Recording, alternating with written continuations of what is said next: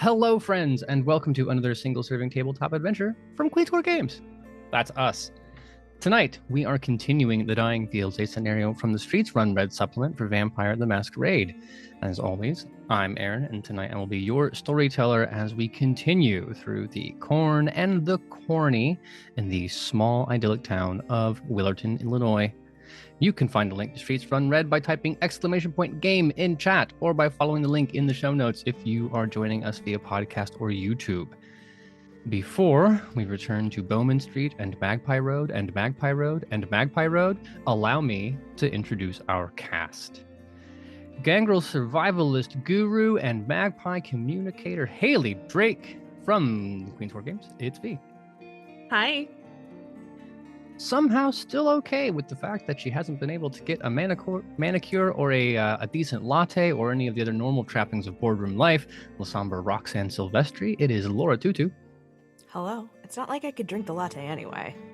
I think it's the smell, right? It's the motif. It's the attitude. It's the trappings of your normal life, right? That's fair. That's fair. Else you can just throw it at people to express displeasure. Also tonight, former SI agent currently wondering just what the hell is going on with this open masquerade bit, Banu Hakim, our technical sorceress Aubrey. Hello. Still, I think, ensorcelled by that quilt that we left in the hotel. It is Kitsch Antiquer Jordan Phipps, played by Clara. Hi. And somehow pulling it all together through force of charisma and canonically established badonkadonk, joining us all the way from the lovely Craftians and other cider studios, it's Sade. Yo, I got a wonderful badonk apparently. I should use that more often. I want you to put one dot in attractive on your character sheet, but in the same way you would get a specialization for a skill, just specialization dump truck ass. In that ass, specifically. Dead ass. Well, that image is beautiful, but not all the imagery tonight will be. Vampire the Masquerade is a storytelling game of personal horror, and as such touches upon topics that some viewers may find uncomfortable or questionable. The cast has completed their safety questionnaire. We've done our check-ins before starting recording. They have a full slate of safety tools on hand in case things get a little too intense, but we want you at home to stay safe too. You can find a list of content warnings by typing !safety in chat, also in the show notes, if, again, you are coming along via podcast or YouTube. Now, assuming that everybody is ready to continue the mystery, I mean, if you went to the library and you're all fine, you're like, no, nothing we'll see here, let's just go home, we can go. But if you want to continue?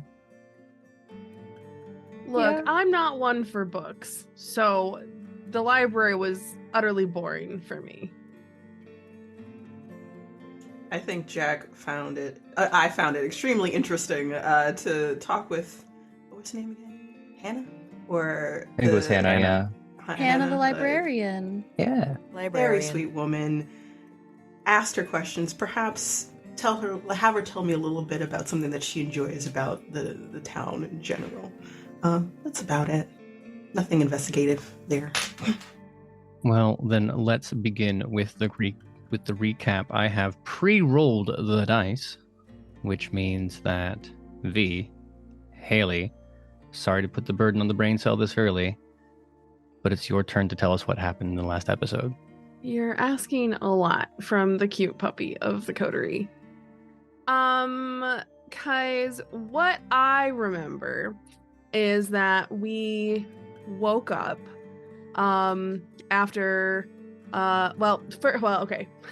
Before that even, Jordan got her pie, and she wouldn't stop talking about it. But then also found out that there is like a crazy amount of kindred here, and also everybody kind of knows about them, and like the church actually like feeds them, which is kind of weird. It's like they call it the special menu, which like that's all sorts of weird, and I'm not really here to investigate that.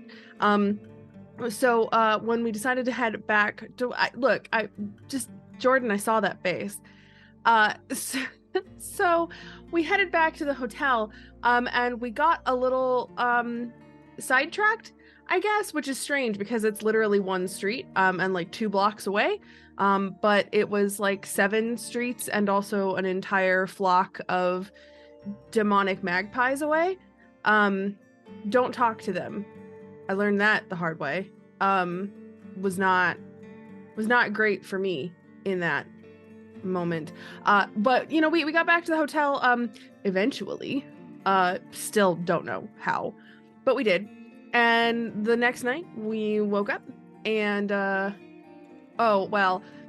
Jack fed on the lovely front desk clerk, much to my surprise. But then the next night we woke up and we were greeted by the local Camarilla representative, Nazira. She's a Tremere. They are a Tremere. Apologies. And we were told, don't feed on the people working around here. Don't feed on the staff. And just, yeah, big oops. And then Jack ended up talking to the front desk clerk's brother who came in while we were talking to Nazira. And through all of this, we ended up at the library. And then people did some digging around and found out about some weird messed up shit. The blood orgy being the big piece of it all. Yeah, it's basically found out that the people of Willerton would have this blood orgy and presumably give blood to the soil, which is apparently, according to Roxanne, really common in pagan cultures. But yeah, calling it the blood orgy kind of makes it sound a lot worse. And we found out that the missing chunk of time was related to it began with this letter, the scathing editorial written that was speaking out against the blood orgy. So I think that's it.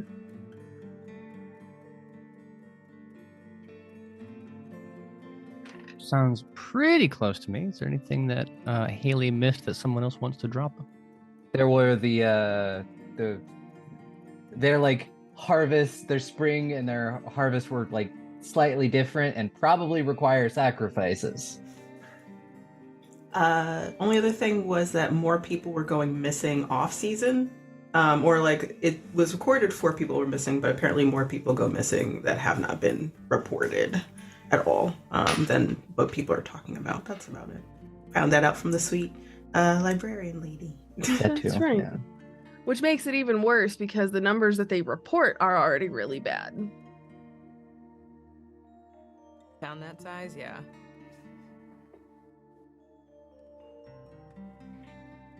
Well, an excellent recap done by all. At this point, let me tell you the rest of the story.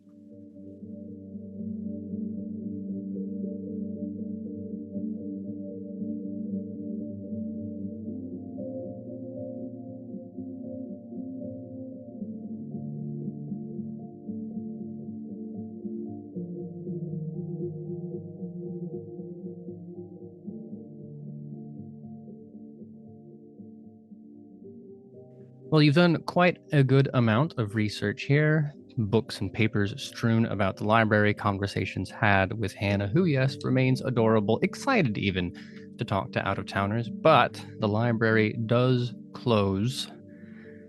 And I don't think that any of you want to attract the suspicion of saying, like, hey, do you mind if we close this place down, keep it open? It is, after all, a library in Willerton and not a bar in Boys Town. You know, they're already gonna give us a side eye for being out of towners, so But better not will make that worse. they? Considering?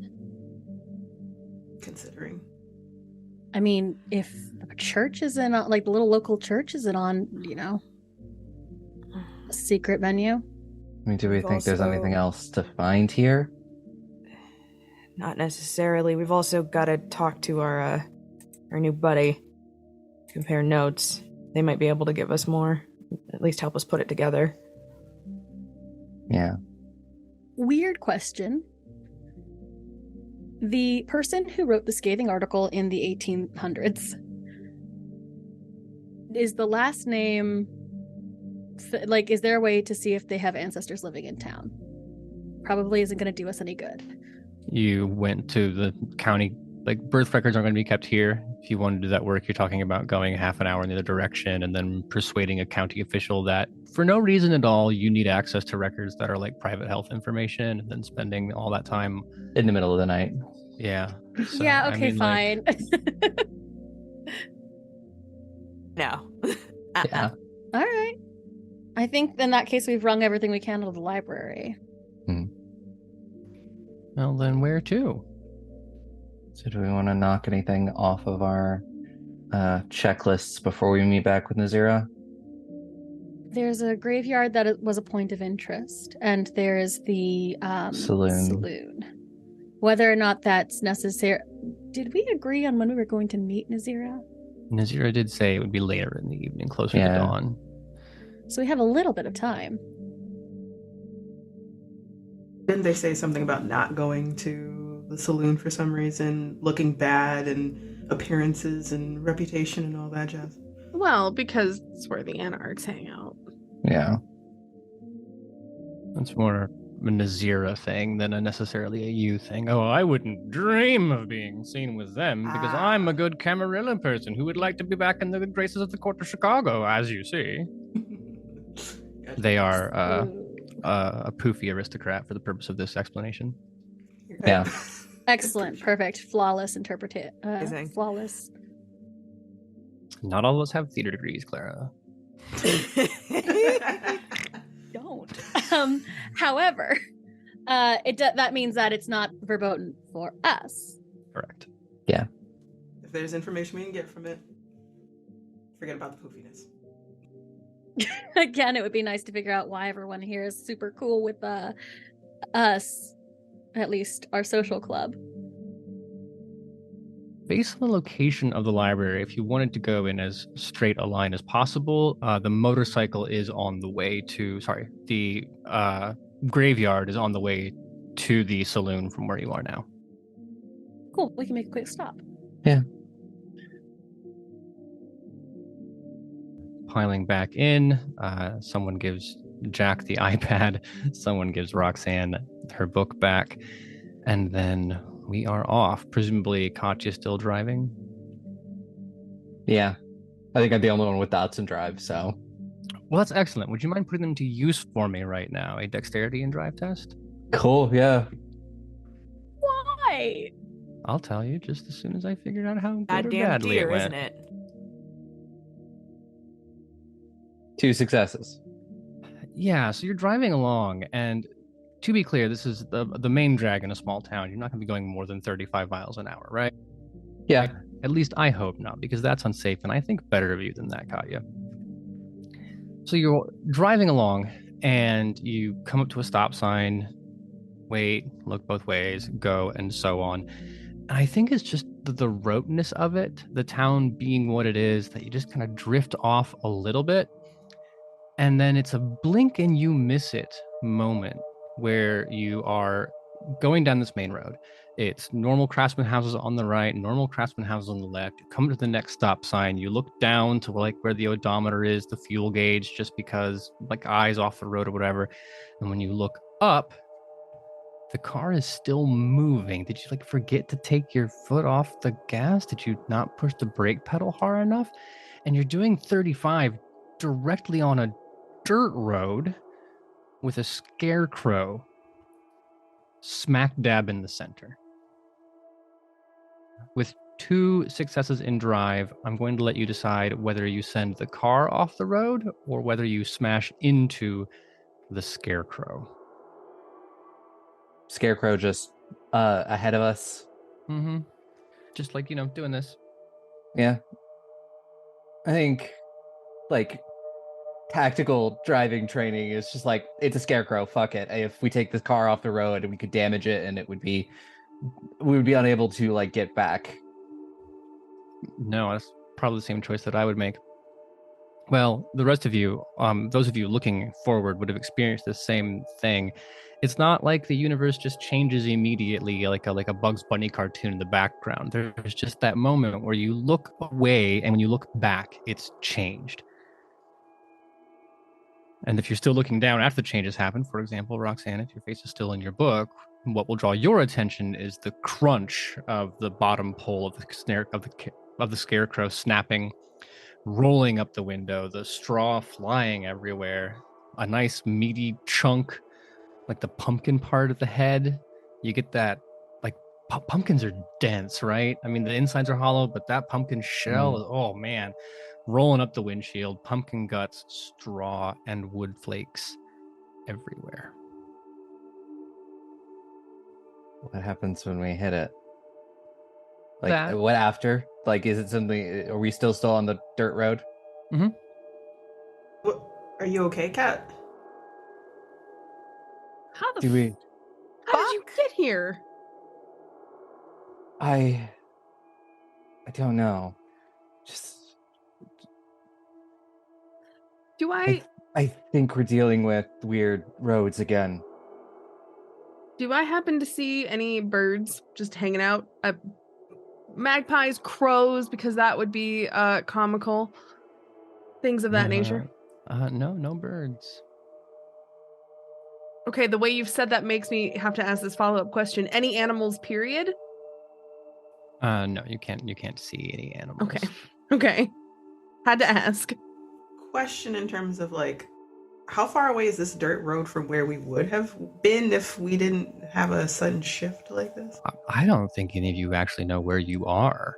It's in relation to things. Can't even figure out. I was just gonna keep driving because I don't want to stop just in case. Well, hold on to that thought for a second. Okay. So the to more fully paint. When I said dirt road, I leapt to it immediately because I had a picture of Nebraska in my head. But if you leave a small town and you're not going the highway, but you drive down towards like the Johnson home, and it's just dirt road with like 6 foot tall corn on each side, that's what you see. And as far as you can tell, this like an ocean of corn. It stretches out forever. This is the amber waves of grain part of the song. You're in the middle of it. And the road goes directly straight ahead as far as you can see. And if you turn around, it goes directly straight as far as you can see. This is a dumb question. Is there like a moonroof in this SUV? Of course. I'd like to poke my head up the top while, if Katya doesn't deign to stop. Well, I'll keep that for a second. Because going back to Katya, weird, car's not started. So it's just stopped? Yeah. You got to be fucking kidding me. Just do the thing a few times, try to turn it back on. You don't even get like a no, like the electrical just system. Turn and nothing. Nothing. Wasn't my fault. I didn't do it. I didn't. You're nowhere near it. I didn't think you would. I think. Fuck. That said, though, Jordan, you're poking your head out. What are you looking for? Anything. If theoretically the SUV is slightly taller than I would be standing next to it, so if I can stand up and poke my head out the top, I might be able to get a better vantage point. I'm gonna die. I just really hope we're not about to reenact Hereditary. Oh, God. Well, you see the corn, of course, stretching out infinitely in either direction. Katya would have had to have driven miles into the, quote, wilderness of cornland for you to be this far away from anything. You can't see the glow of a city on the horizon. You can't see there aren't even like the little peaks of farmhouses out. It is you, corn, road, and I don't know if this makes it better or worse, literally thousands of scarecrows. Ha ha ha.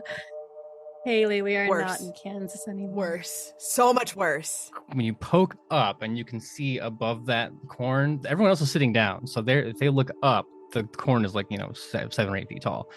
You perched above, like, I don't know what an appropriate number of scarecrows is for a field. They are well in excess of that many scarecrows.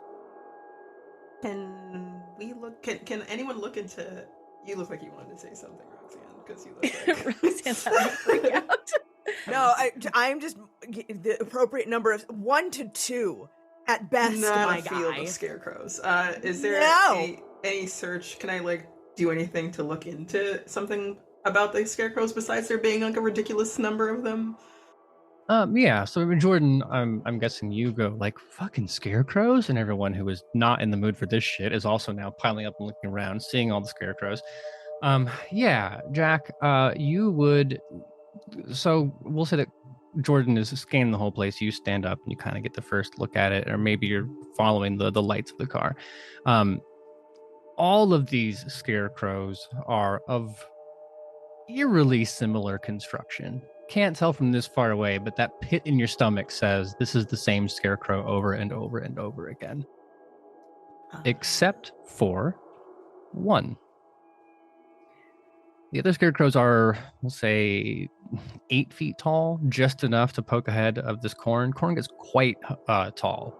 Even then, this is a little taller than most corn. This has got to be some like ConAgra genetically modified shit, right? This is like bamboo corn, just like whoosh. And even then, the scarecrows poke above it. But Jack will say that you are sort of the back 180 of the car. You turn behind you. On the road, you there's no way you didn't drive through it. How did you not hit this one?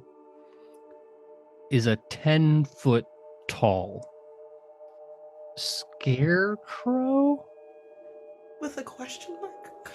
Well, it's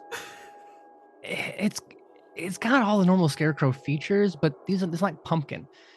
There's like a lump of like a bag.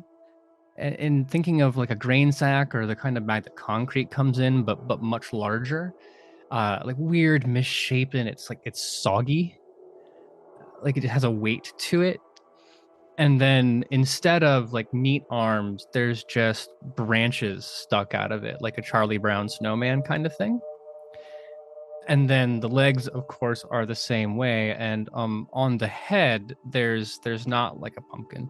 There is another sack, smaller, one of those black burlap bags. This says a lot about what I've done for a living, but it's the kind that like Zero Dark 30 you put over someone's head when you kidnap them, with slits in the eyes that are I don't know if they're red or if it's the tail lights. Or it would be the taillights, but then the taillights don't work because the car is off, so your brain makes that trip to somewhere dark together.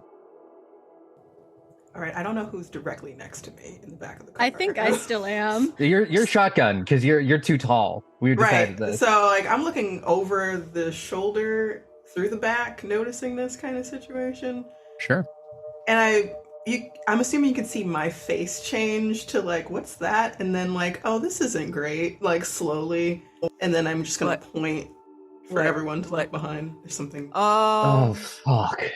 I hate it. I hate it. Can we go? I don't even care anymore. Can we go?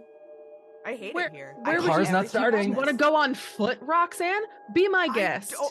How far behind us is this scarecrow thing? I want to say it was probably 20 feet when Jack looked at it. Was? Oh, come on. What are you talking How far about? is it now?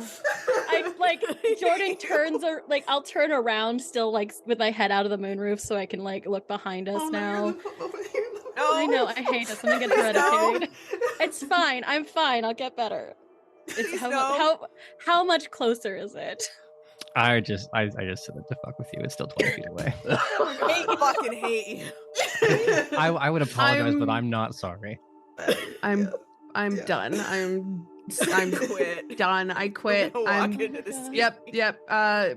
Fucking Laura and Clara, you guys want to hold hands as we do, because I'm right there with you. Walking into the scene together. Buddy. Okay, so I have a dumb idea that I'm not gonna do, but I did think about it. I'm just gonna leave it at that. How's the car looking? I also had that dumb idea. Right? I have the same idea. You want to share with the class? I have a slightly less dumb idea, just real quick. Because I went ahead and gave Roxanne 2 dots and firearms. Storyteller, would it be appropriate to say, like, maybe she's got a little, like, 22 snub nose that she keeps in Just the ask car? me. I'll hand you my gun. Yeah, I think Katya is certainly armed. I would say a 22 snub nose doesn't strike me as the kind of thing that Roxanne would carry. It would be something a little flashier, fancier, right? You're not like a 1920s detective. I mean, it's your character, but I'm just thinking along. I mean, like, there's the mother of pearl number that you leave at home, but like if you're going out into the middle of fucking nowhere and you're not sure what you're gonna encounter, considering you're in Bufu and you look the way I do. That's fair. Then yeah. Little Derringer piece. Little Derringer. It's it's simple and it goes with every outfit. Easy to accessorize. So yeah, you're armed. I'm gonna shoot the scarecrow.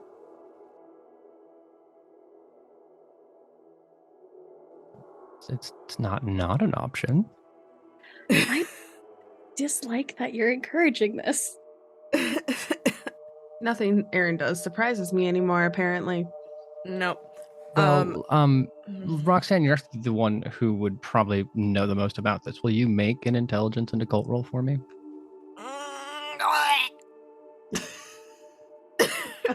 Which is that to was say a noise. yes, but I hate it. I hate everything about this. Ugh. Piss off. I'm gonna willpower that. I'm annoyed. Well, before you spend your willpower, 2 is plenty, because this is some Goblin Roads shenanigans. This is how the Goblin Roads do, and all those stories we talked about the very first thing in the very first part of the episode. They're serious that sometimes you just have to walk 100 feet into a field and pour some grain in a circle, and then your car turns back on. It's that kind of thing. So with 2 successes, you don't know this does not ring any bells. You've not heard any stories about this. You don't understand any of the occult implications of this thing. But is the Goblin Roads presenting some kind of puzzle or thing? There's a step that has to be taken here before the web of this place releases you. Shit. Should we put the Roxanne, scarecrow back? Ask nicely. Please. So here's the thing. Yeah, this is the fucking Goblin Roads. We're stuck. Motherfucker. Oh, okay. We're not stuck. I could shoot it. I feel like that's Shooting it not is the not- vibe.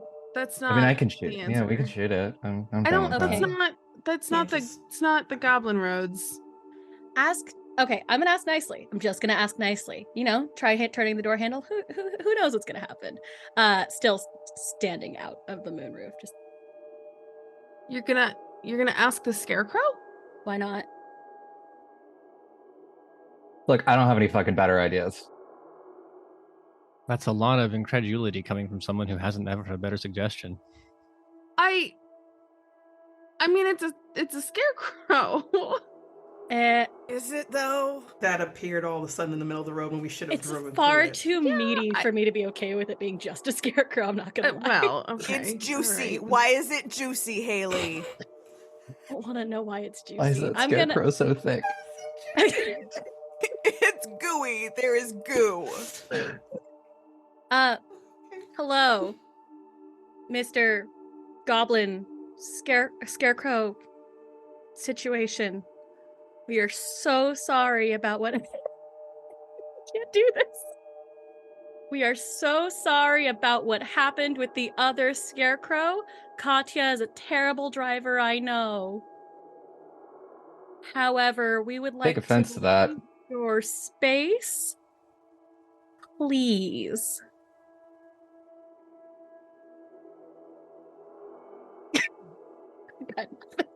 Okay, so Honestly, the shirt that Aaron is wearing does not help this at all. No. Okay. I did not get my Um, scarecrow costume from Amazon in time. I apologize. Unfortunately. Damn it. Well, seeing that asking the scarecrow nicely hasn't worked, and I don't really want to let Roxanne and Katya shoot it because I have a feeling that would just anger whatever weird occult magic is happening. I'm gonna hop out of the car and I'm actually gonna walk towards the scarecrow. I'm also gonna hop out if you're gonna hop out, because no, you're not going in alone at the very least. I will lean out the door and give you, if things go bad, I am ready to shoot. Yeah, there's gonna be cover fire just in Yeah. case. My emotional support, Banu Hakim. My only other idea was poke it with my magic hands, but like, Poke it with my I don't magic roll hand. well. Whether or not you roll well, I remember what happened when Hayley Drake tried to. That's speak also to the, yeah. Yeah, I'm not going to commune with corpse. You're making a lot of presumptions about the scarecrow for people who have not yet discovered that there's a heart in it, but that's just me. Again, you said it was gooey, sir. It is gooey, Fine. and Hayley will learn more about that as Hayley approaches, because I mean, it's weird that Jordan didn't get a whiff of it, but we've already established that this place isn't playing by all the normal rules, and as you get maybe a foot or two away from the car, and it's dark as shit. Like, you have a little bit of moonlight, but it is otherwise dark. So you see the little like mound at the base of the scarecrow now for the first time. I'm not 100% based on Hayley's backstory that you would be able to recognize what like a freshly overturned grave looks like. But by way of metaphor, it looks like a freshly overturned grave. And then you take one more step and the smell hits you. It reeks of just decay, of spoiled, of left in a bathtub and they don't find the body for several weeks. Offensive, syrupy, sticky, dead.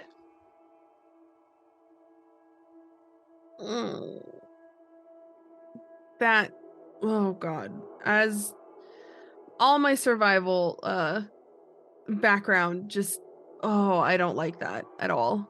That's looking at like the mound that I may or may not recognize as a freshly overturned grave. Is there, I mean, I know it's dark as shit. I can pull out my phone and turn on the flashlight, right, to get a little bit of light if that works, unless it does not work, in which case, sure, of course it doesn't. Why would it? So, yeah, as I walk up towards this mound, is there anything poking out of it? Is there anything moving underneath it or in front of me in the scarecrow pieces? Well, rank those questions in order of how anxiously you'd like to know the answer. Oh god. Okay. I would like to know, I think, if something is moving at my feet first. No, nothing's moving. Okay. Is there anything poking out of the ground that I can see? Yeah. It's a tail. A tail. What An kind animal's of tail? tail. Yeah. How many dots in survival do you have? 4? You could take half and get it. It's a foxtail. Oh. Okay. Not the flower, but the tail of a fox. Yeah, no, obviously. Oh, foxglove. Sorry. Fox glove, yeah. It's another piece of gear. Is it move? It's not moving. Okay. So freshly, what's the decay situation on the foxtail? It's not fresh. If this were a grocery store, it would be on sale. Okay. All right. Sure. But not moving. No. Just okay. Just hey, I gotta ask. Now as I recognize this and I look up, what is the movement situation of the scarecrow? Totally still. Well, okay. The scarecrow is still. Yes. The bag I'm talking dripping. about yeah. There's nothing in the bag moving, but like it is trippy. Okay.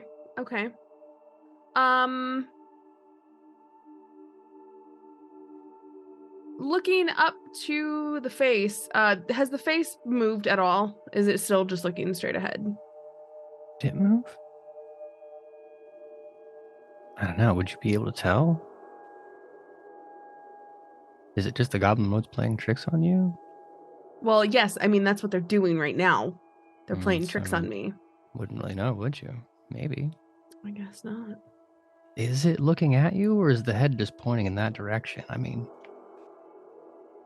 Scarecrow's inanimate, right? It can't do anything. What's your brain telling you?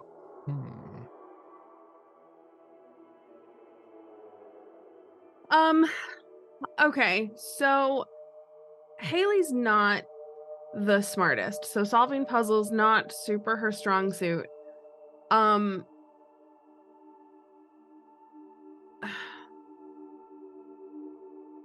Based on what I've seen, like with this the fox thing, is there any piece of information that I get from knowing that it's a fox that's been buried?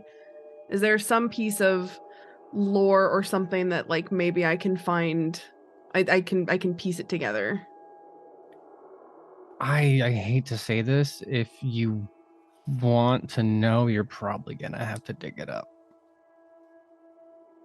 Okay. I'll dig it up then. Nails? Yeah. What are we doing? What's happening? Digging. What? Why digging? Why? Because there's something here. I'm gonna hop out of the car. I'm assuming that I'm like a few feet behind you. I don't see what you're seeing yet, and I come up behind you and I see this foxtail, as well as the dripping, and yeah. Roxanne's like 10 feet. I'm like 10 feet behind with like pistol in hand, just Backing up Roxanne. making Staying that really close to the car. unhappy noise. Don't leave the car. It may disappear. No, I'm like sticking like right near the car. Oh Hang on a God! Don't second, give Aaron writing ideas. that idea down. Write that down. I'm just saying, if nobody's in the car, then the car may not exist on the Goblin Roads anymore. So, I don't stop digging, FYI, and I don't. Based on how shallow it is, I don't assume it takes me long to get a fox out of a grave. No, it would not take you long to get a fox out of the grave. I don't think it takes that much longer to get a fox and a cat and a mouse out of the grave.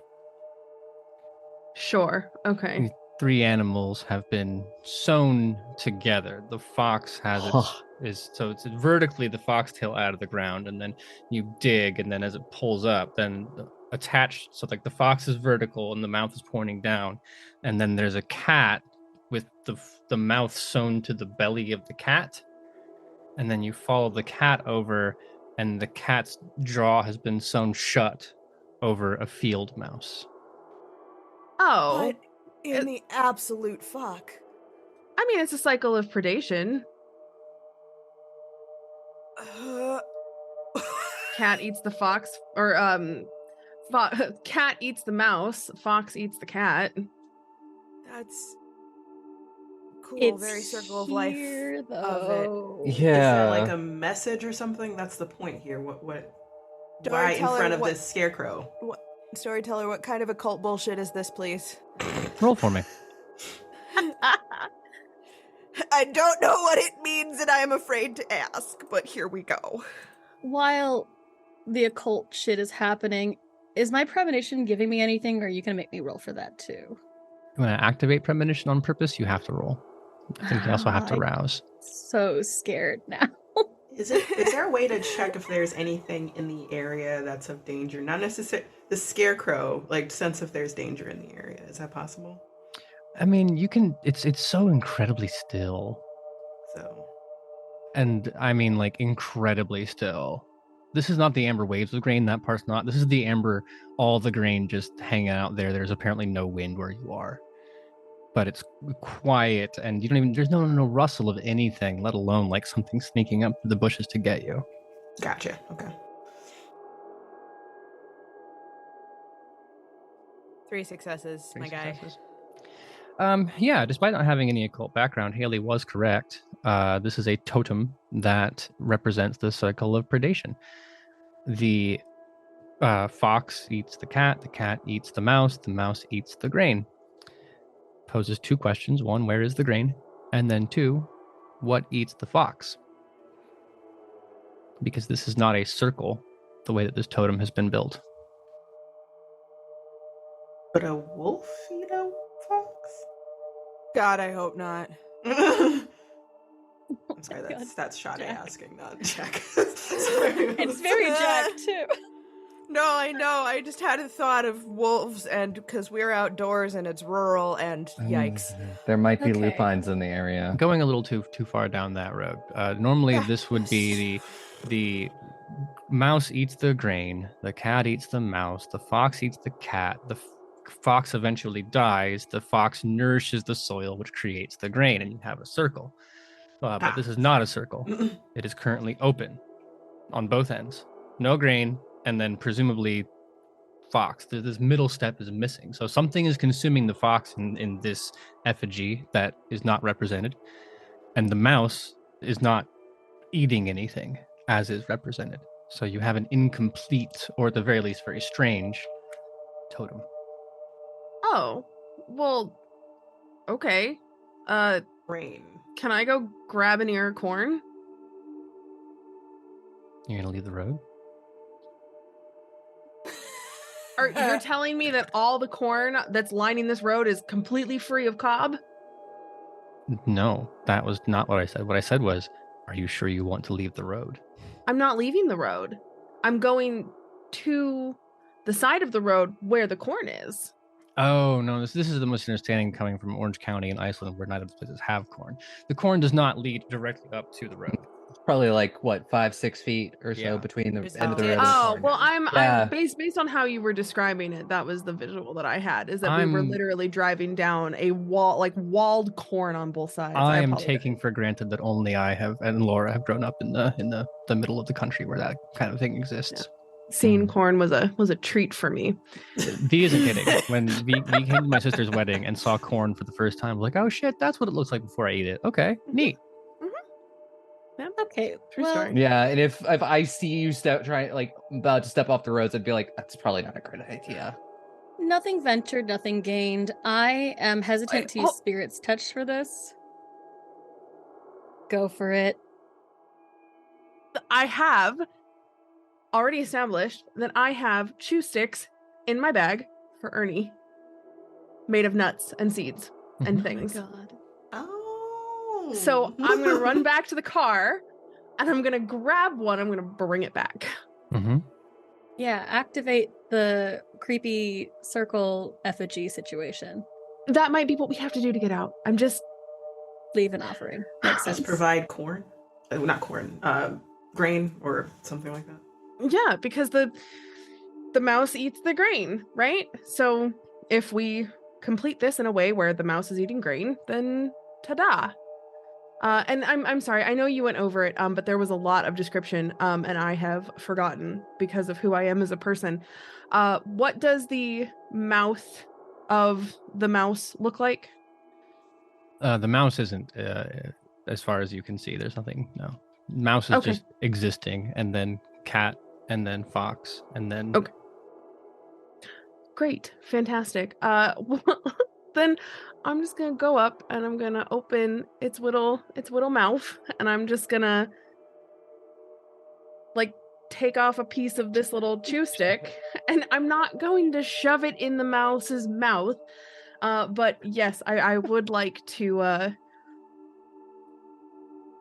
There's no way that I can say this. Yep, we already know what I would like to do, so that's what I'm doing. Yes. Are you familiar with the sound that like an airlock makes? Yeah, So I've seen movies. when you pry open the jaw and it goes, that's normal, right? For an airlock, yeah. For a mouse, less so. It definitely doesn't make that sound when Especially Ernie a dead opens his mouth. Nope. But That's me. I don't know. I don't know what noises mice make when you open their mouths. Well, this one makes that noise. I'll just say that much. Great. I love that. Is there, just to add detail to it all, is there like resistance in that way that like you'd expect if you were opening a door that makes an airlock sound? It's not a question I expected. Sorry, my brain just literally blue screened. No, the mouse jaw offers a biologically appropriate amount of resistance for. Okay. I'm just trying to set the scene. I'm trying to help you. Mm-hmm. I blew my hole with, and then that's what I got for the mouse. Yep. Great. Fantastic. Wonderful. Good to know that there's not any extra resistance then, and I'm going to pretend like the sound is just the Goblin Roads speaking to us, and I'm going to finish this effigy by giving the mouse a grain-filled chew stick.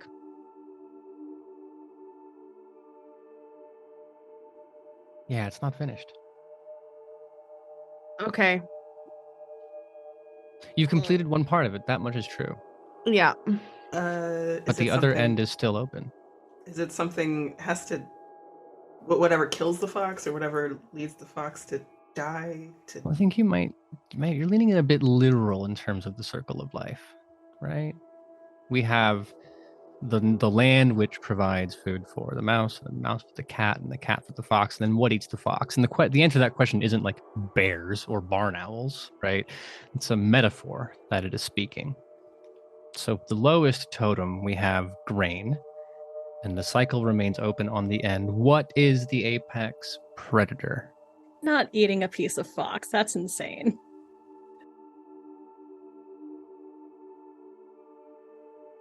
Why is no one reacting? Not the idea. It's like no. Well, Storyteller, you also said something along the lines of when the fox dies, it nourishes the earth. So with my role, would it be enough to know that we might need to bury the bastard again? You're going in the wrong direction. Nourish the earth. That part is correct. Oh no! Oh, three of you have made it there. I can see that 3 of you have figured it out. I'm sorry, I'm not there with you. Jack, we love you. Who's got a knife? I don't want. I do. Why do you all have knives? First of all, why do you all have knives? Why wouldn't I have a knife? I'm literally a survivalist. Survivalist and the fucking former soldier. Like, why are you surprised anymore? You know, that's valid. Why don't you have a knife? I have tweezers. I mean, I have knives for everyone later if we get back to my kit. So, if we all need knives, I can supply them. My point is, I appreciate unless Roxanne, who knows more about this than I think the rest of us do, a little drop of blood, maybe? I hate this. That makes sense, Storyteller. But you're agreeing with us. I had that thought about a minute and a half ago, and I was just like, no, that's easy. That's too easy. And then... Give me the knife. Pull the knife out of my boot. Here you go. So then Jordan takes the blade and draws it across her own palm. Vida doesn't flow the way that blood does. It requires an actual force of will for you to make the wound bleed, and it doesn't come out in the rivulets that human blood would. It's a little thicker, a little more syrupy, dense, a bit like motor oil in the terms of the consistency. So it doesn't drip freely into the soil. It's one thick glob drop that lands on this grave. And that's when you start to hear the heart beating. God damn it. Something everyone get back in the car? inside the scarecrow. No. Is there movement now?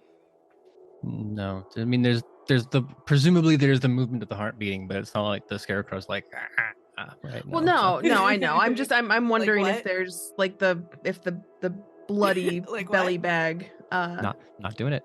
Not Yeah. falling for that tonight. Hayley, you were saying. No, I was just wondering if like the bloody belly bag was I mean, it's roiling at all. pulsing, like Okay. because you look at it and you just get that like. Okay, now that the Goblin Roads have been appeased, maybe we can go. Yes, please. Yeah, let's go. Yeah, I'm. let's do that. Can I try and turn on Back in my the car, phone's kids. flashlight again? Just to. Does it work? Well, so let's. There's these events are all kind of coming together. So you have the blood hits the ground, the heart starts to beat, and you all look at each other and you're like, "Thank fuck, we can go now." And then you turn together to face the car, or at least where the car was, and it's not there. And you freak out and you turn back around. You're like, "What the shit?" And the scarecrow's not there, but the car is. I walk towards the car. Yeah, no, I'm I going go with. to passenger Nope. side. Nope. Car. We're still surrounded by corn. Oh yeah, corn for miles. Yep. Hate it. Trucks Hate it. happen I there. hate it. I hate it. Fucking hate it here. I fucking hate it here. Yeah. Let's just Just, fucking. like I don't. Now I to- miss Chicago so much. Now to your question, Haley, your phone works. Great, wonderful, love that for me. You have a text message. It's from Rod. Anyway, Katya, car starts. Everything works fine. Let's get in, kids.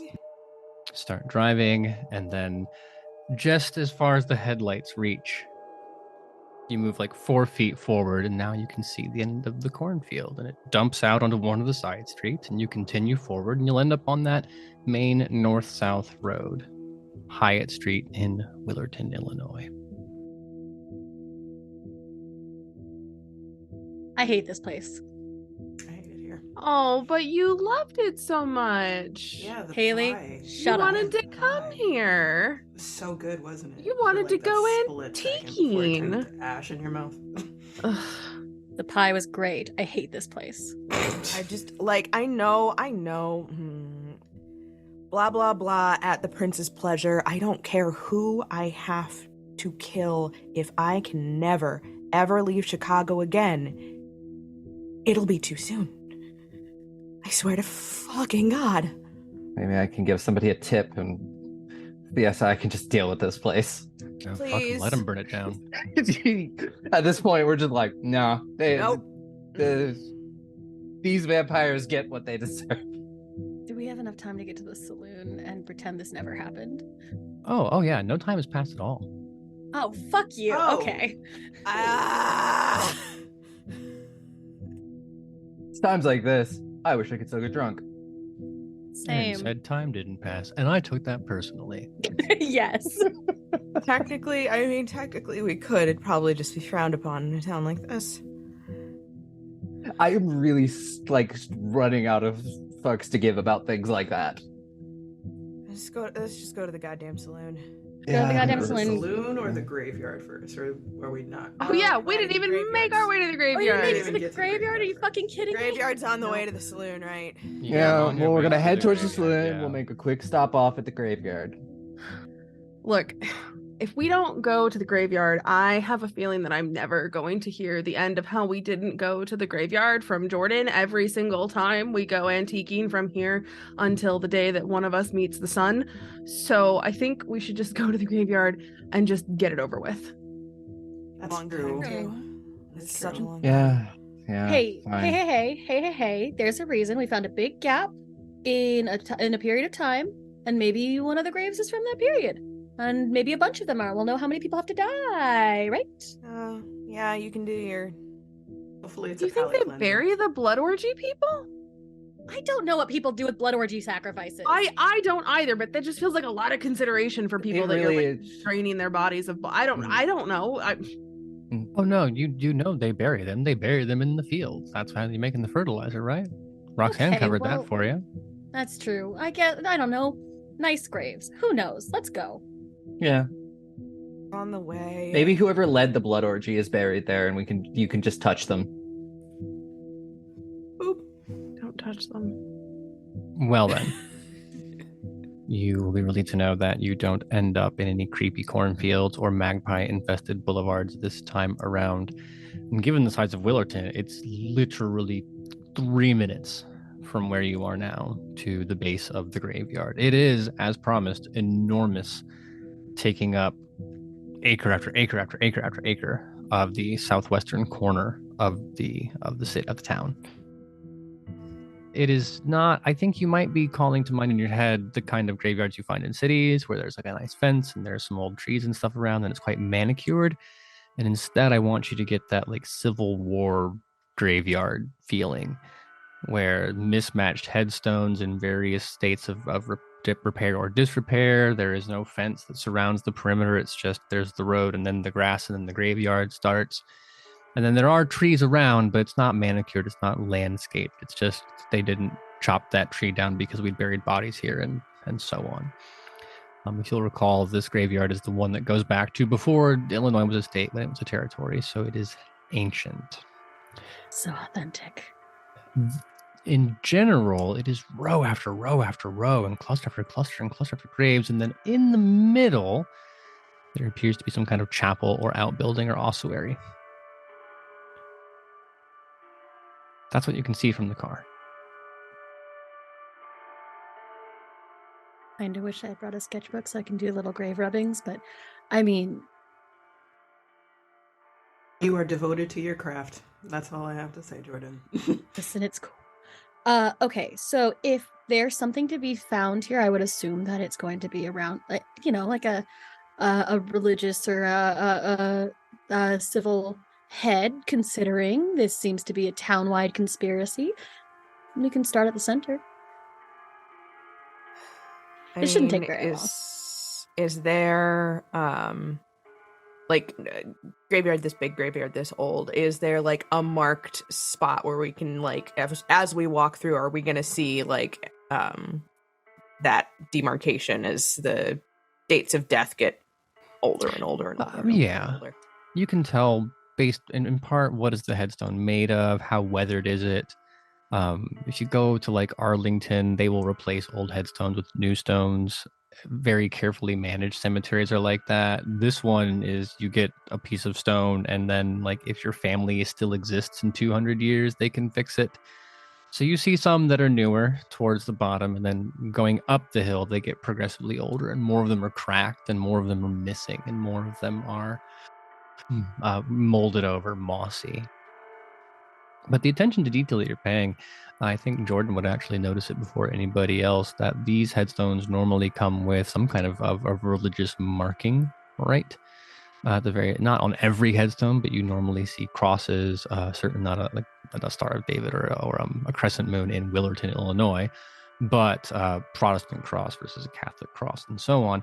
And you don't see any of those symbols. And the further you get up the hill, you start seeing different symbols. They are not what you personally recognize. I mean, it's kind of like, can you imagine just like a wire frame of a hairbrush? So you have the bottom that's like this, and then you have like the part on top that's like this. It's a hexagram? Not a hexagram. We're going back to that like with a prism shape, essentially on a small post on some of them, and then others that are of similar design, that wireframe bit. If it's called attention to, Roxanne, you've seen that all over this, literally all over this city.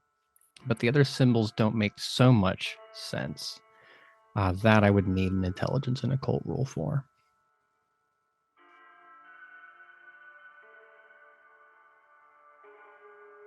You're muted, but I know you're just swearing at having to roll, so it's fine. It's a very comedic. Like, Roxanne, you need to roll, and you're. Oh, I got 2 right. Yeah. I also just do kind of want to know, because I'm fucking curious.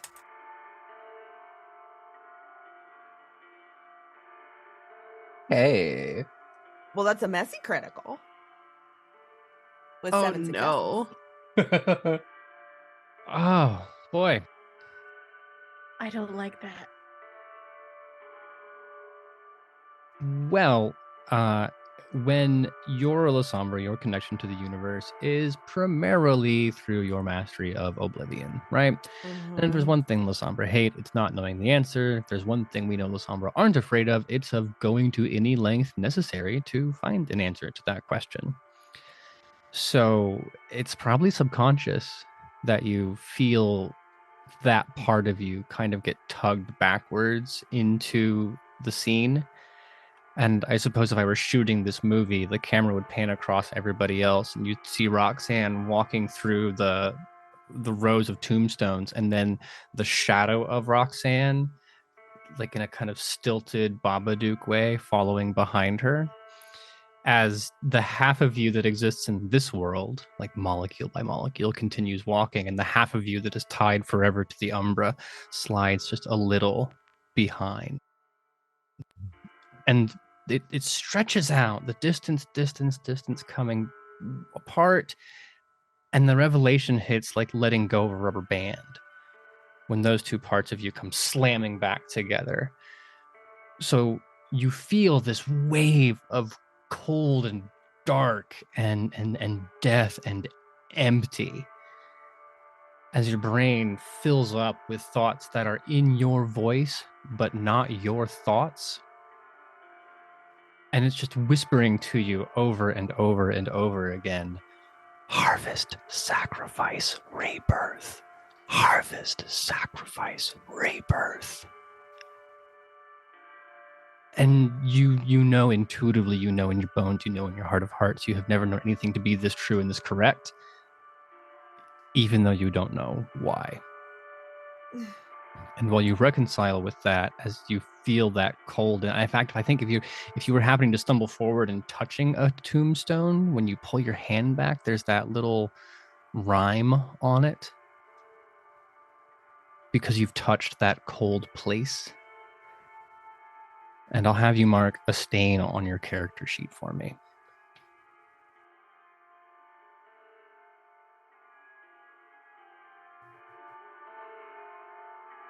You okay, Roxanne?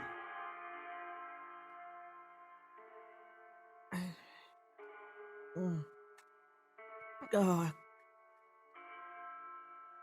I hate it here. Established, but it seems like something else happened specifically that makes you hate it more. It's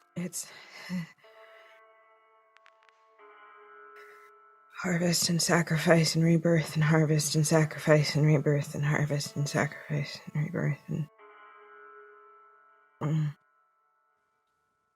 When you are a Christian, they bury you with a cross.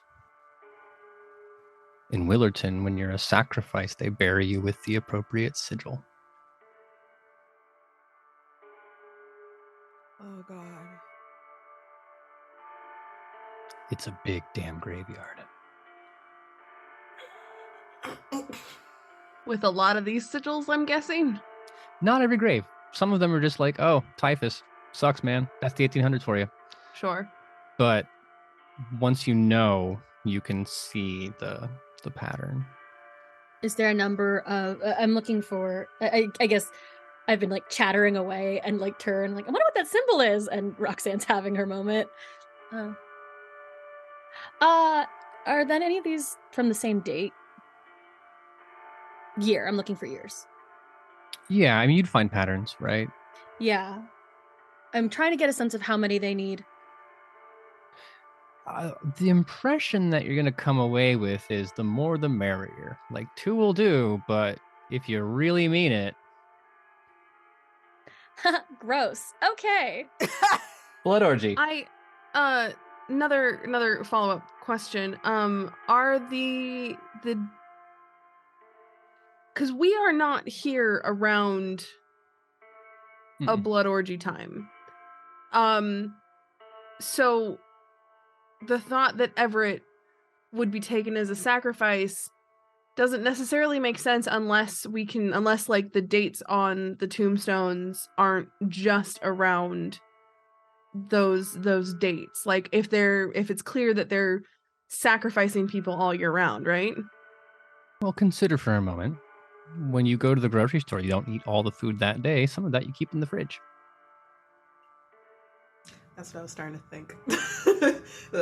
Wait, you don't eat all the food that you buy at the grocery store on Monday? I don't go grocery shopping. I eat out, so they bring it to me and that's done. But I've heard tale of the legend of the grocery store, where you can go and buy ingredients and then leave them in your refrigerator to make meals on your own hands as opposed to a stranger. And so it's quite reasonable that they could take the body and then turn it into fertilizer for the festival. They could have Everett staked somewhere or have already carved him up. Like, you don't need to immediately put it in the ground. A place like this where they already know how Kindred react, I can't imagine he might, if it is them and not just like anarch bullying, which I'm really hoping it's just anarchs, it's just them. We're gonna find him sharing a beer at the saloon, which is gonna happen, right, Storyteller?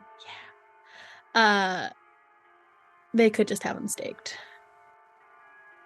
Save him for later. Mm-hmm. Because he won't fucking fight if he's in torpor. Great. Again, it's probably just he's at the saloon having a beer. Right? So having someone who had a beer. Yeah, sure. Let's go. I feel like we've exhausted this place. We got an answer. You exhausted the place? Because all that we've done is seen the gravestones. There's I mean, I wanted to know a little more about the whole cult situation. Is it a cult? Who knows? It's all a cult.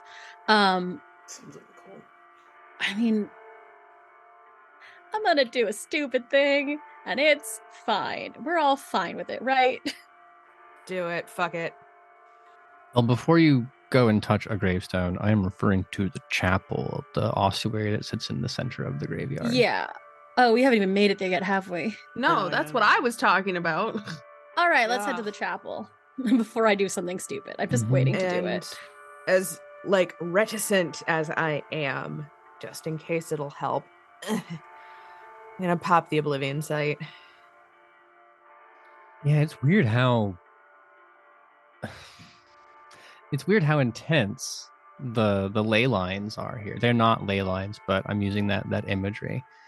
You can see it coursing through the earth as always, and before it felt veinous, but now you're kind of getting like a tree root vibe, or maybe both of them together. You know how H.R. Giger does like bio and mechanical? So I want you to imagine like bio, but arbor. What would happen if you twisted something human with something tree, root, crop? I think I heard about a Tremere doing that once. Yeah, it's one of the things they had to stop doing if they wanted to be in the Camarilla. No more ghoul plants. We told you. Yeah. Where do the roots go? So, do you remember Jordan showed you the shape, right? Like the prism shape? The base of that, the very, very bottom of it, is probably 10 minutes south of town. The center of it is on the Pie Diner. Mm-hmm. And then you are in between the Pie Diner and where the anchor point would be.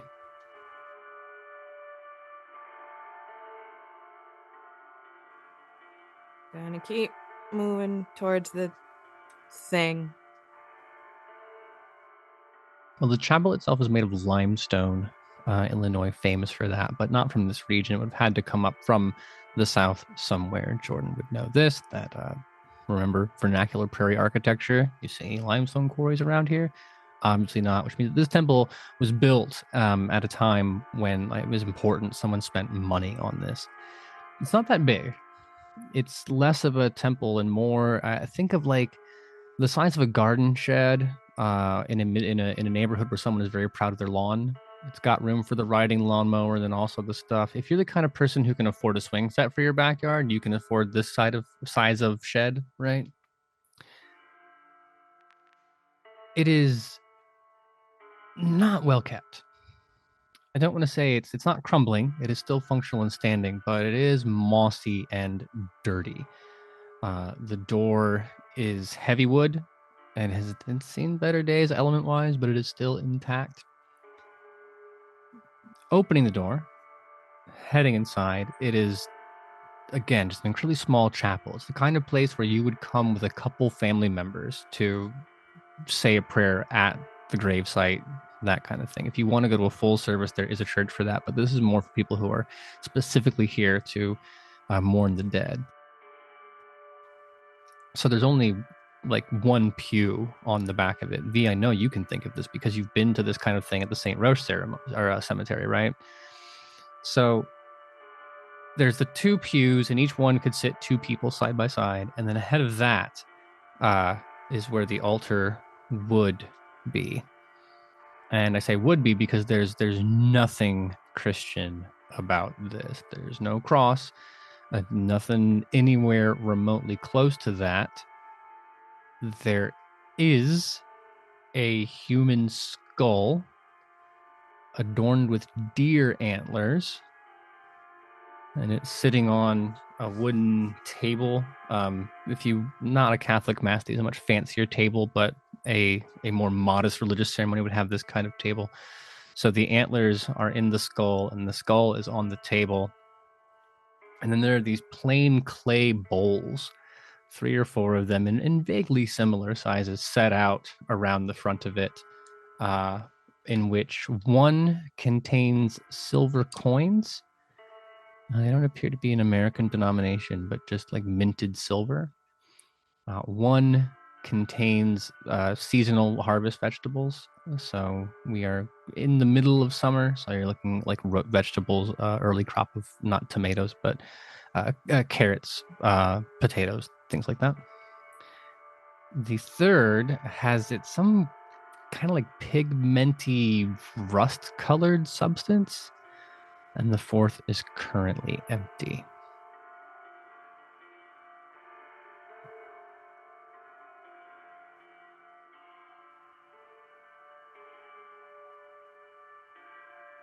Definitely a cult. Yeah, definitely. Yeah, a this is some cult. cult That's shit. what I was thinking. Would the combination of these things in this order, in this configuration, mean anything in particular from an occult standpoint, Storyteller? Everyone else has the right vibe. Like, you know a cult when you see it. You don't understand like the ritual necessarily. Whatever the significance of these items is to these people has not been documented or a part of your studies. But there's some culty bullshit going on right here. Yeah, this is some cult shit. This is some cult shit. Cool. This is the kind of place where the earth is red as well. Not normally. Okay, cool. Certain times of year, yeah. Oh, fuck off. Okay. I don't need to know what's happening with this cult shit because we know it's cult shit. This town sucks. We're still looking for the message. I think we have enough justification that this town really fucking sucks, though, right? Yeah. 100%. Oh yeah. Can we go? No, Can we this go? place is the worst, I think. Where do you want to go? Saloon to get a drink. I don't think we're going to get a drink. I think we're going to hopefully get answers, but the vibe is right. Okay, I have one weird thing that's just niggling at me, and we'll just deal with it later if it it's just a thing I'm thinking about, and then it'll go maybe we'll get an answer later, which is like they're smelting their own coins. Crazy. I mean, of all the things that would call Jordan's attention, I guess that part is like, man, these people, they numismatics, quilting, and Okay. Just think about the effort one has to do if they're gonna if a coin is part of it. Jordan, What? take a coin. I'm not that stupid. No, but do it. I'm so. Do it. Jordan's not that stupid, but Hayley is. Sure. Haley, Not that I'll stupid. Take pocket a a coin. coin. I'll pocket a coin when nobody's looking. Oh God! Of all the cursed things in my shop, and you still don't know any better. It's the worst Go that could for it. happen. We get transported into the middle of a cornfield with a scarecrow. Already happened, baby. We came out fine. Don't worry about it. I got more than First looking at the magpies. I already did it. Yeah. Magpies. That's right. The Hey. magpies. Winding roads. About that, we're Damn leaving it. the chapel now, right? Yes, leaving Yeah. the chapel. Hey. So we established that there's the rows of headstones, and then down the center is a slightly wider path, that footpath up and down. And you've parked at the bottom, which means you leave this chapel, and it's a congregation. Every single tombstone, one magpie a little on the left, one magpie a little on the right. Every single magpie totally still and staring at you Staring at who? collectively. Okay.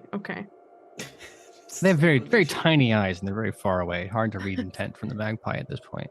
Okay, That's I fine. have Bit seen of- the Your birds. best. It's your best. Go ahead.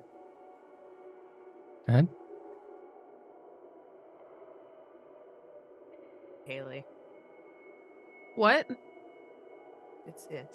It's your best buddies. Yeah, I'm not gonna talk to them and see what they're doing here, just in case you were concerned that I was going to make that mistake again. None of us know you took a coin, do we? It doesn't have to Crazy. do with the coin. This is going to happen Yeah. regardless. Yeah. Cool. I assumed. Yeah. Tight. Let's just start just cautiously walking back towards the car. Don't look at him in the eye. Just walk. They stand completely still, except for the fact that they all turn and follow you with their Mhm. gaze as you Mhm. go. Mm-hmm. So by the time that you are getting into the car, the same exact congregation has turned to face. Well, their heads have anyway. We'll leave it at that. Then you turn the car on once everyone has loaded in, and they explode up into the air, like all of them taking flight into the sky at once. Where do they go? Into the sky. Just, Away from here, that's all that matters to me. but not. I mean, so the direction is up, not like up and east or up and west, but just up. You ever seen a meteor shower? Yeah. So you know how there's that bright speck, and then as it comes to the atmosphere, it eventually winks out into nothingness? Mm-hmm. They go into the sky. Oh. Can we go? Can we go? Can we car go, is please? on. Can we go? I am definitely starting to drive. As soon as we got in the car and everyone was in the car and everyone had their seatbelts on, car is on, reverse out of here. Fuck That this is- noise. Yeah. Well, saloon then next on our list of places. Hopefully we won't find any birds. Why don't we let everybody have a chance for their heart rate to slow down, grab a drink. Mhm. You can yell at me in the game chat a little bit. We will Mhm. come back in about 10 minutes and then continue at the Last Chance Saloon. Does that sound fair? Sounds Sounds fair. great. Sure. All right. Well, I'm going to endure some abuse from my cast members. Those of you in the audience, grab up, use the restroom, have yourself a little drinky poo, or at the very least, stand up and then just with your feet flat on the ground, just lift your toes up. Get a little stretch on the back of your leg there. You'll feel better. You'll like it. In the meantime, we'll be back soon. Bye. Well, we survived the graveyard. We also survived our break. Hopefully, you've all made it back to are hydrated, rested, and stretched. If not, you can do that little foot thing I was talking about while you're sitting down. Good for watching actual plays and also if you're on an airplane. We are not on an airplane, though. We are in a very fancy SUV, Katya having made an expedited exit from the Willerton graveyard, where we found a chapel, some weird sigils, too many magpies, and a human skull with antlers on it. Everyone's dealing with that in stride. Next stop on the Willerton tour, I believe, was the Last Chance Saloon. We're committed to that plan? Yeah. Yeah. Well, insofar as Willerton has outskirts, the Last Chance Saloon sits on those outskirts. This is the closest you can get to the highway, the state highway that goes east-west along town, not the one you took here, but one that would take you from, Indianapolis, crossing through central Illinois, over to Missouri, probably. It's a low-slung, red-painted building. The facade is wood planks oriented vertically. Across the top, in these big, bold, that cowboy font, white letters, the Last Chance Saloon. The parking lot is filled with motorcycles, one or two cars, and then a lot next to it that has trucks. Most have trailers, some cabs, though. You can see exactly the kind of bar this is. Nazira warned you that this was an Anarch hangout, but having arrived, you can kind of see this is the kind of place that Anarchs would hang out. And it looks to be, popping off in here. You can hear the jukebox roaring, Leonard Skinner coming out the door every time someone wanders in or wanders out. It is that kind of establishment. Gonna lean over to Jack and just be like, listen, I'm gonna stay right next to you, and you're gonna stay right next to me. Picking up what I'm putting down? I think so. Have you seen anybody in this town that looks even remotely like us? No. No. Exactly. I got you. Don't worry. Exactly. Does anybody in the coterie have urban survival? Or streetwise? Sweater. Yeah, urban survival is a different game. I have streetwise. one dot in streetwise. No. You could try an int in streetwise just for shits and giggles. How I dealing with tiny towns like this in Illinois. First rule is don't stop in them. Yeah. 3 successes. 3 successes on 4 dice. Very well done. You would recognize on the back of several of these motorcycles, they have the saddlebags. I think that's actually what they call them, motorcycles. If not, I apologize to our motorcycle riding brethren. But there's a patch for the Outlaws Motorcycle Club. And this might come from your pre-SI days law enforcement-wise, but the Outlaws are, ironically, outlaws. And the FBI has raided several of their clubs on suspicion of criminal activity. I was 5 or 6 or 7 years ago. Not a whole lot came of it. This particular saloon wasn't part of it, but it's a little rougher bunch than your normal just, we like motorcycles and Willerton club.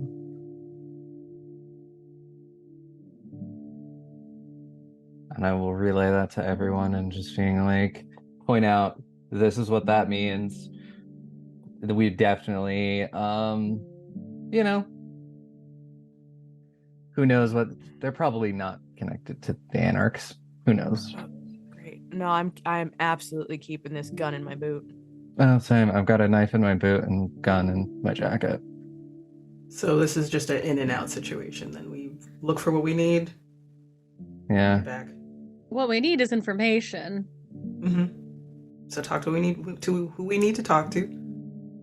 Not admire the Americana vibe. Yeah, no, Jordan, I'm just gonna let you know real quick.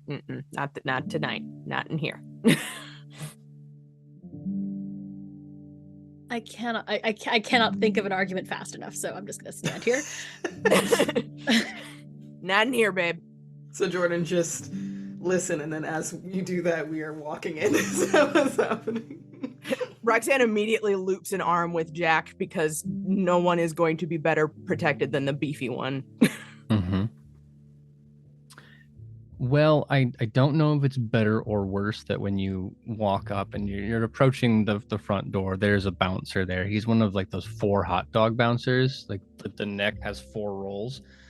Very like leaning back into his posture, just kind of like arms crossed, and just looks over you. V, you're making a face like you've never heard that phrase before. I have not. I literally have not. I have at least 2 bouncer friends who fit that description, and they are teddy bears. It's like you can tell how old a tree is by cutting it open and counting the rings, and you can tell how experienced a bouncer is by how many hot dog rolls they have on the back of the neck. It's science.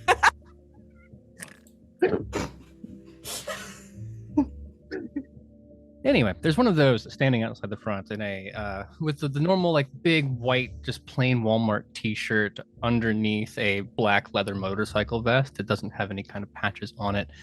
Again, arms folded regarding each of you, not with suspicion, but just normal like bouncer making an insight check. Are these the kind of people who are going to be trouble? Doesn't card you as you walk, and presuming that you don't stop or cause any trouble, he'll just give you a very tiny, minuscule nod as you walk into the bar. It looks exactly the way you think it does inside. I can smell it. I can smell That is the smell of light beer, sweat, leather, motor oil, gasoline a little bit. It's hardwood floors all the way across, like 2 or 3 beat the shit pool tables that are surrounded by biker people.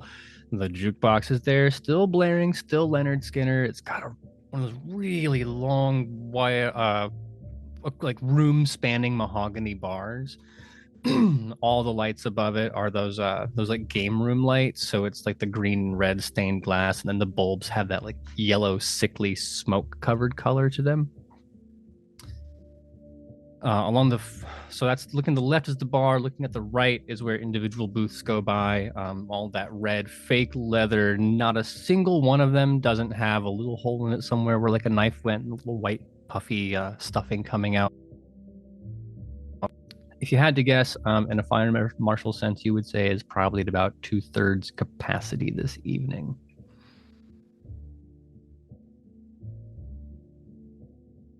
Do we see anybody who is drinking but not drinking? There's no one feeding here, and there's no one. I mean, like, it'd take a little bit of time before you could tell the difference between holding the beer and just pretending versus holding the beer because they've been waiting a really long time to tell this story, and it's finally their turn, and goddamn it, they're gonna get all the way through it now. Of course, some you can rule out immediately just based on the way that they're acting, but it would take a little longer for you to find Robert Warrington if you did not know who he was. On the flip side, it's very easy for Robert Warrington, the gentleman's name who we'll soon meet, to find you, because he knows everyone in this town, and no offense to Roxanne and to Jack, pretty obvious when there are vampires coming into the room. If nothing else, Roxanne, you're dressed like that. It is in classic black. Thank you very much. I think it's delightful, and I'm a huge fan of that kind of wardrobe. But it would not be entirely out of line for 5 people dressed the way you are, looking the way you do, for a vampire to be like, "That's a coterie," right?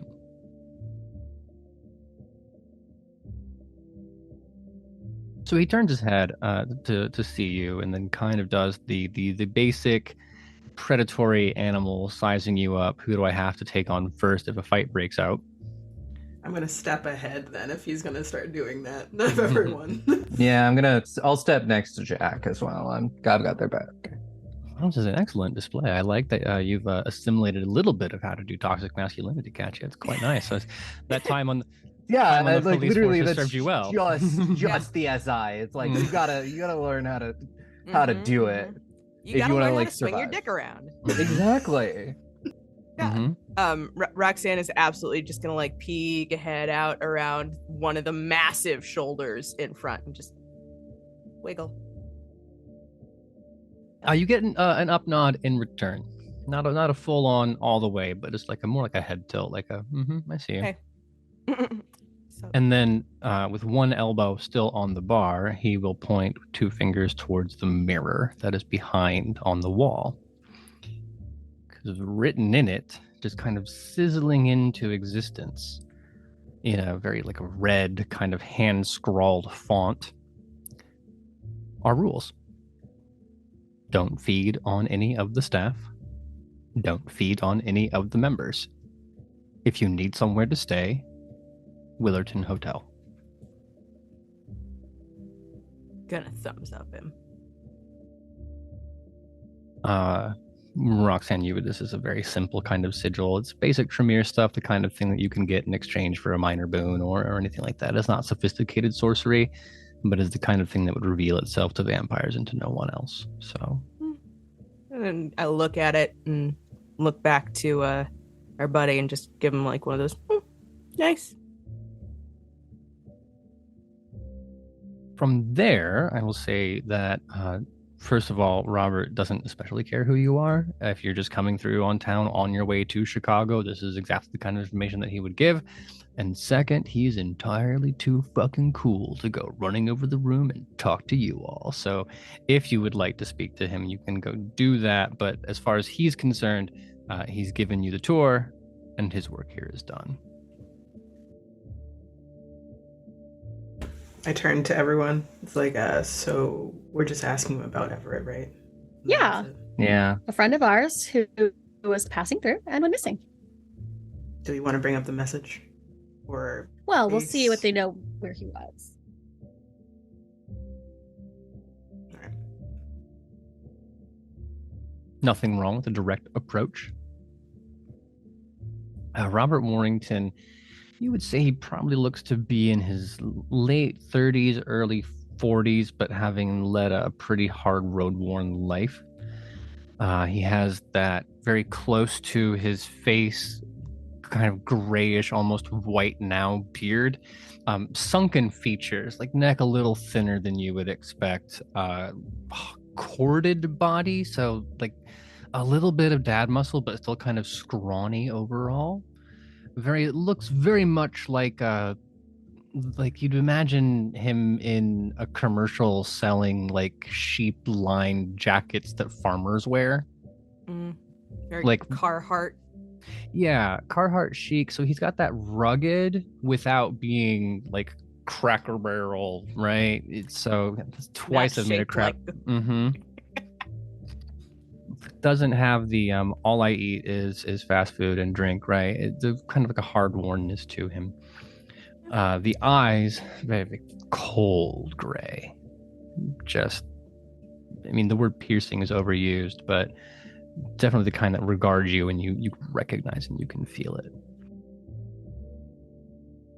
But you approach. There is an empty stool on both sides of him. No one else is apparently interested in Robert Warrington's company this evening, and you have yourself a seat. Mm-hmm. I'm gonna do the thing where I like pop up and like lean back on the bar.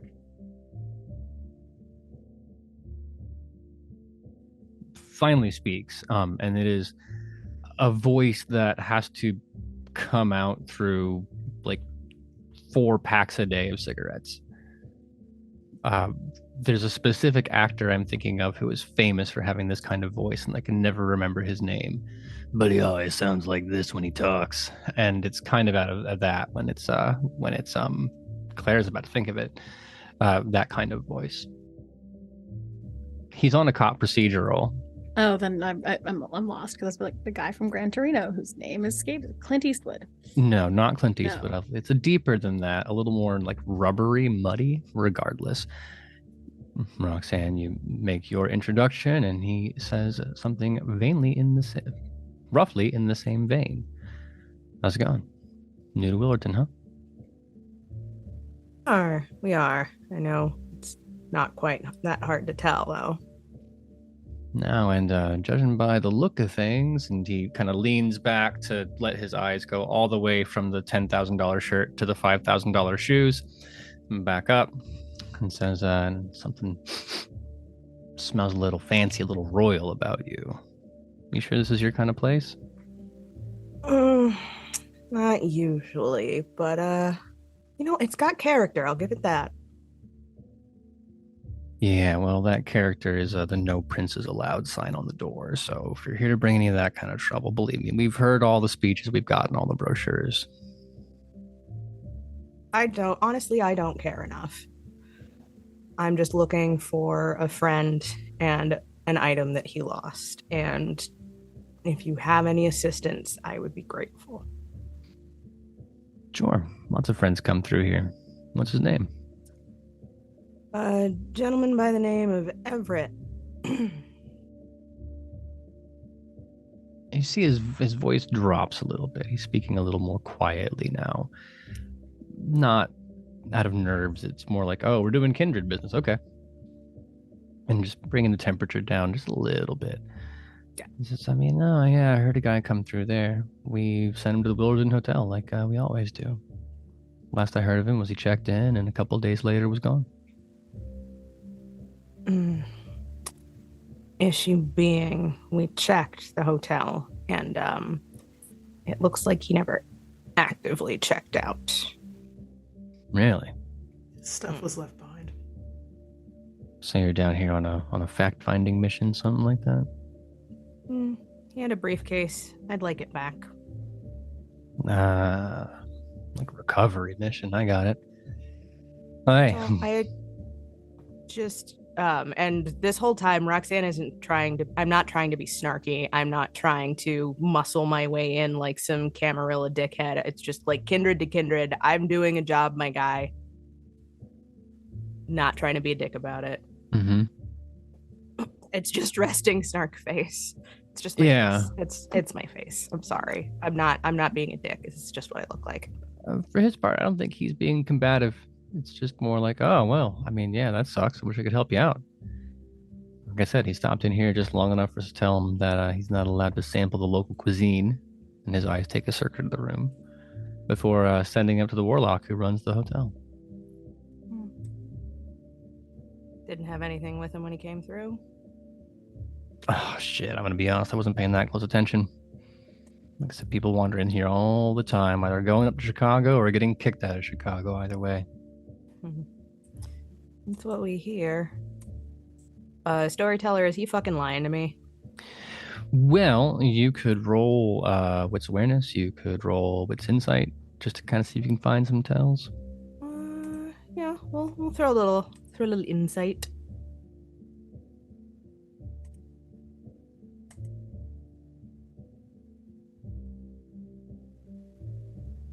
3 successes on 4 dice. I mean, good on your ability to finally tip probability back in your favor, but on 3 successes, no, you can tell he's pretty much just like, he came in, he stopped long enough for me to remember his name, but as it relates to Everett, he is not doing anything else. Like, there's no deception there.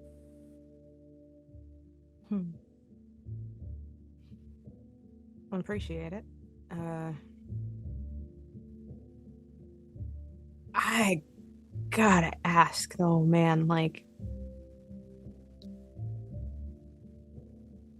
the general vibe of this town is not something that I would have expected.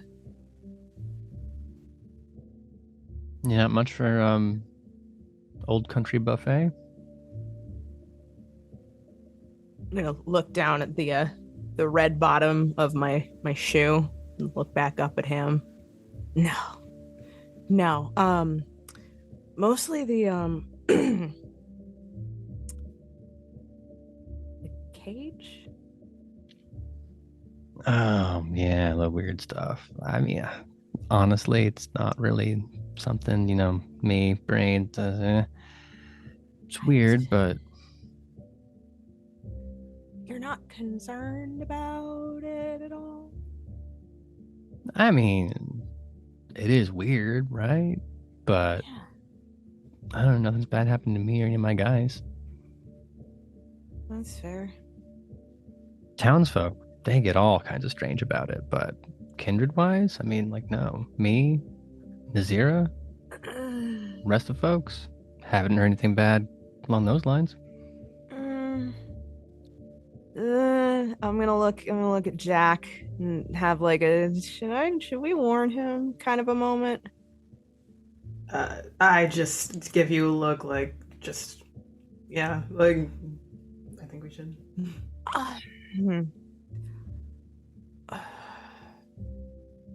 Robert, buddy, I'm not sure how much time you spent, like, hanging out at the library, getting, like, the lay of the land outside of, like, your little, your lovely little establishment here.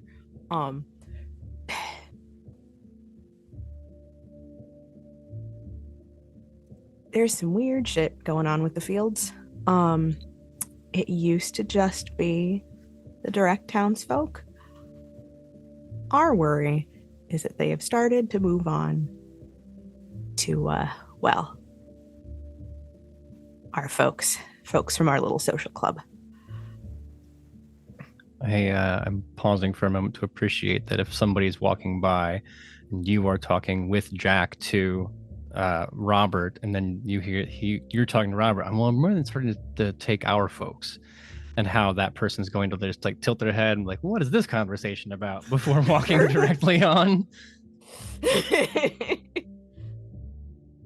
But so you mentioned that, and I mean, Robert, he says it's really? You think is that what happened to your guy? He was taken from the room, is my understanding. Yeah, I mean, just from the general vibe we got, he was taken, and it potentially wasn't of his own free will. Is that something you know? Or is this trying to fill in the puzzle pieces? We know. Our, Rose over there got the vibe of it.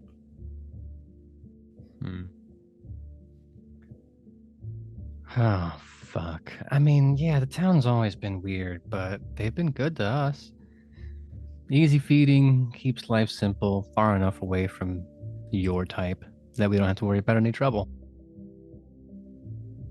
Yeah. Never heard of them taking Kindred, though. Outside Kindred, though. Or any for that matter. Like I said, I mean, there's the Warlock and a couple others who still proclaim fealty to you and yours. And then my people, but haven't had any problems there. Huh. No one's ever gone missing, suddenly left, anything like that. Nobody on your end of town? No, I mean, Kindred, I mean, fuck, I mean, humans go fucking missing all the time, right? It's biker gangs, and God only knows what happens. I don't keep track of that. But in terms of people in my crew, no. Closest I can think of is, I mean, there's a ghoul I used to have. He went missing, but I mean, it's a ghoul, right? He'd just go back to dying. How long was he under your employ? No, like 7 months. It wasn't, sometimes a relationship, you're really excited about it when it starts and it just doesn't work out. Got weird, spending too much time with the town people, started to call themselves Star Child, and that's when I knew it wasn't for me. Come again? Star Child? Yeah, like child of the stars, can see the wisdom of the fields. What does that sound like to me, Storyteller? Sorry, as you were asking that, I was doing the jerking off motion that Robert was doing, as that's because that's what he thinks of all this. That's, and you know what, like, there's like I would probably like snort a little bit and like nod in agreement. Oh, what does it sound like? It could be that, I mean, like, okay, odds are there aren't two cults in this town, right? That just, this town's not big enough for the both of us. So it could be the case that Storyteller got wrapped up in that. And the way Robert is insinuating, it's like when, you're a vampire, you hang out with vampires, you have a couple touchstones, but you don't do a whole lot of humaning in that way. But when you're a ghoul, you're in both worlds. So Robert is hinting towards, like, Starchild just got a little too local with the native people and, like, started to worship their weird field gods, apparently. And Robert obviously does not want anything to do with that. He's also not taking it super seriously. He doesn't actually think there's, like, a Children of the Corn cult. He's like, the locals do some woo-woo, and they practice to some god or whatever, and, like, Great. Good for them. I'm glad they found something they enjoy. Yeah, your buddy, he just kind of skipped town. As far as I know. I mean, that already found another tap to suck on out here. Yeah, but town this small, you probably would have seen him around, right? Would have heard of somebody, sure.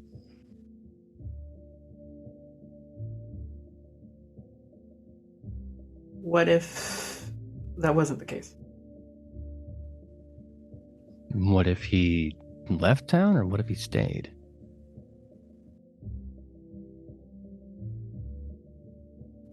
While other, what is it, like the humans keep on vanishing in this town for other woo-woo reasons. Oh, Maybe they're trying to... You think someone grabbed him? Yes. I mean, lucky me. Guy was weird. But if they are graduating over to Kindred, isn't that a problem?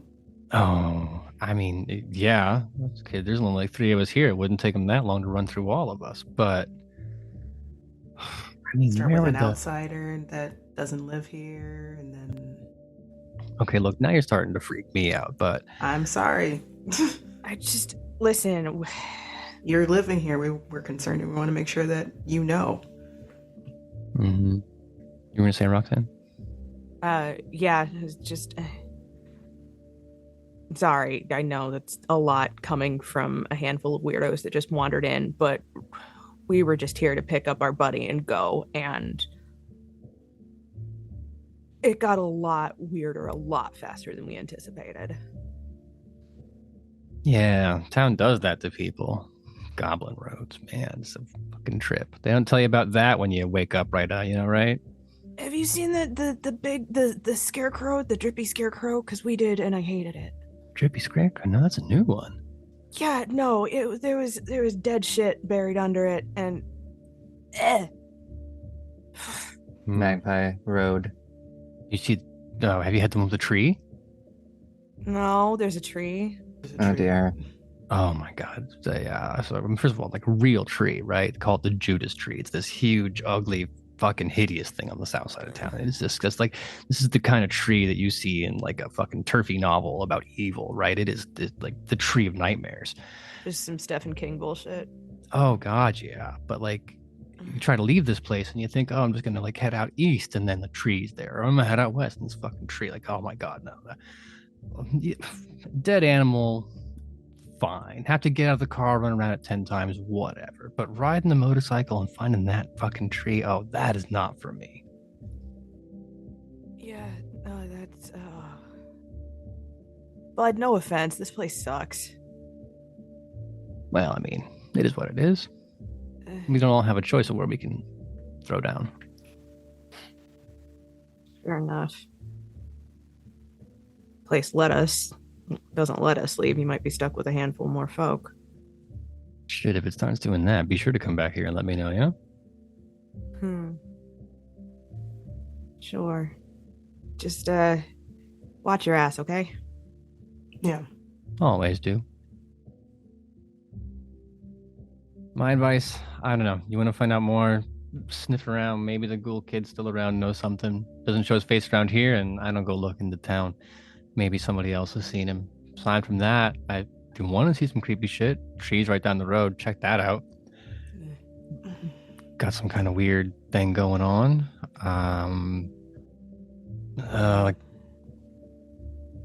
What's his name, bud? You're a former associate. He went by Mary Angel. Mary Angel. Mary Angel. Yeah, Mariangel. He won't spell it, but I will. Thanks. Yeah, probably not his real name unless, you know, well, I don't know. Is he old enough to be? And he's thinking about, like, is he old enough that like a hippie kid couple from the 70s had him and named him that? But who knows? I was going to say that sounds like some hippie family nonsense, which would make sense for out here. Says, I mean, aside from that, just stay the fuck out of the cornfields. That's my advice. See, they keep dragging us back is the part that I hate the most. And look, you're trying real hard. And he's looking around the room. He is definitely making sure no one's around before he leans in real close, like in between Jack and Roxanne. And he says, look, I don't know what they get up to out there, but like every couple months or whatever, they all get real excited, head out all into the fields, no cars, just like fucking walking barefoot out into that shit. And for the next week after they come back, everyone around here tastes just a little bit better. I mean, but a fucking lot better. There is something good happening out there. But Yeah. I don't do that stuff, man. Like weird fuck rituals in the middle of the full moon. That's not for me. Yeah, no, it's there's a lot. There's yeah, no, it's a whole thing. It's a whole thing. And we are sincerely hoping that they haven't decided to graduate to slightly stronger blood, as it were. Well, fuck, here's to hoping.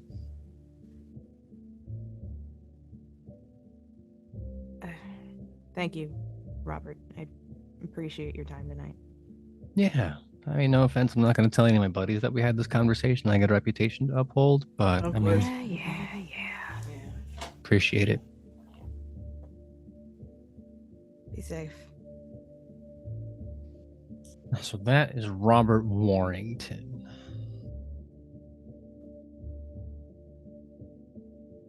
I got what I needed. Yeah. Wasn't too bad. All we know now is that Starchild went, I turn a phrase, abort mission. Starchild is now joined up with the locals. Maybe. Might be, yeah.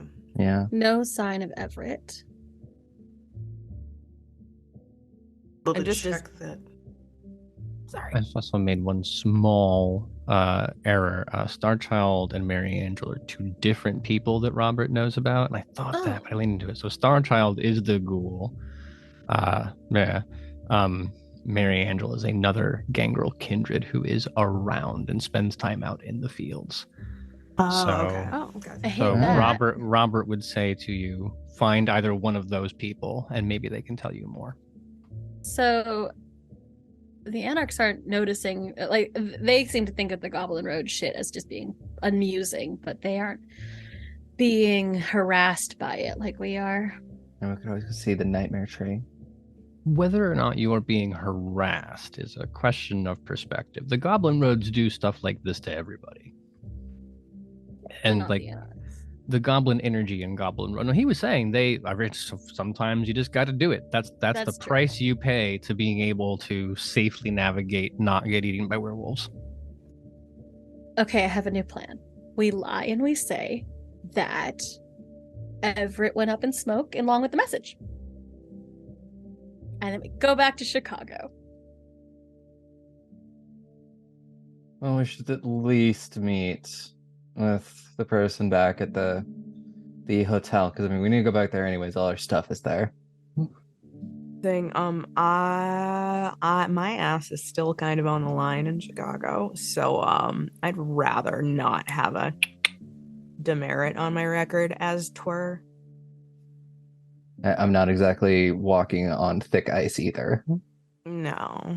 At the Okay. very least, like, college try, honey. Like, you guys are established. You'll be fine. I will not. Okay, so back to the hotel. Mm-hmm. And what about this Star Child? Possibly either also missing or at the church or with these or in the fields or Do you want to go in the fields? I don't And want to just go in the fields. No. Yell his name? Nope. I don't want to go anywhere near those goddamn fields. No. There's a non-zero me shoes. chance. There's a non-zero chance I can do something if I can find something that they've been with. I mean, But it's maybe not our like maybe our friends Mhm. back at the hotel know where Starchild lived, and we can go to their place. way easier than anything else. Yeah. Or we could find that gangrel that Robert was talking about. That likes to hang out in the fields. Want to go anywhere near? Doesn't mean they're in the fields now. That's fair. So do all gangrel like have a call they use? Go outside and Oh my god. I'm gonna pretend like you did not just say that. How are we gonna find a gangrel? The same way, how are we gonna find Starchild? I think we'd have better luck finding a gangrel than a ghoul who went missing that nobody's seen for X amount of time. Did Robert give us any ideas to where the gangrel would be?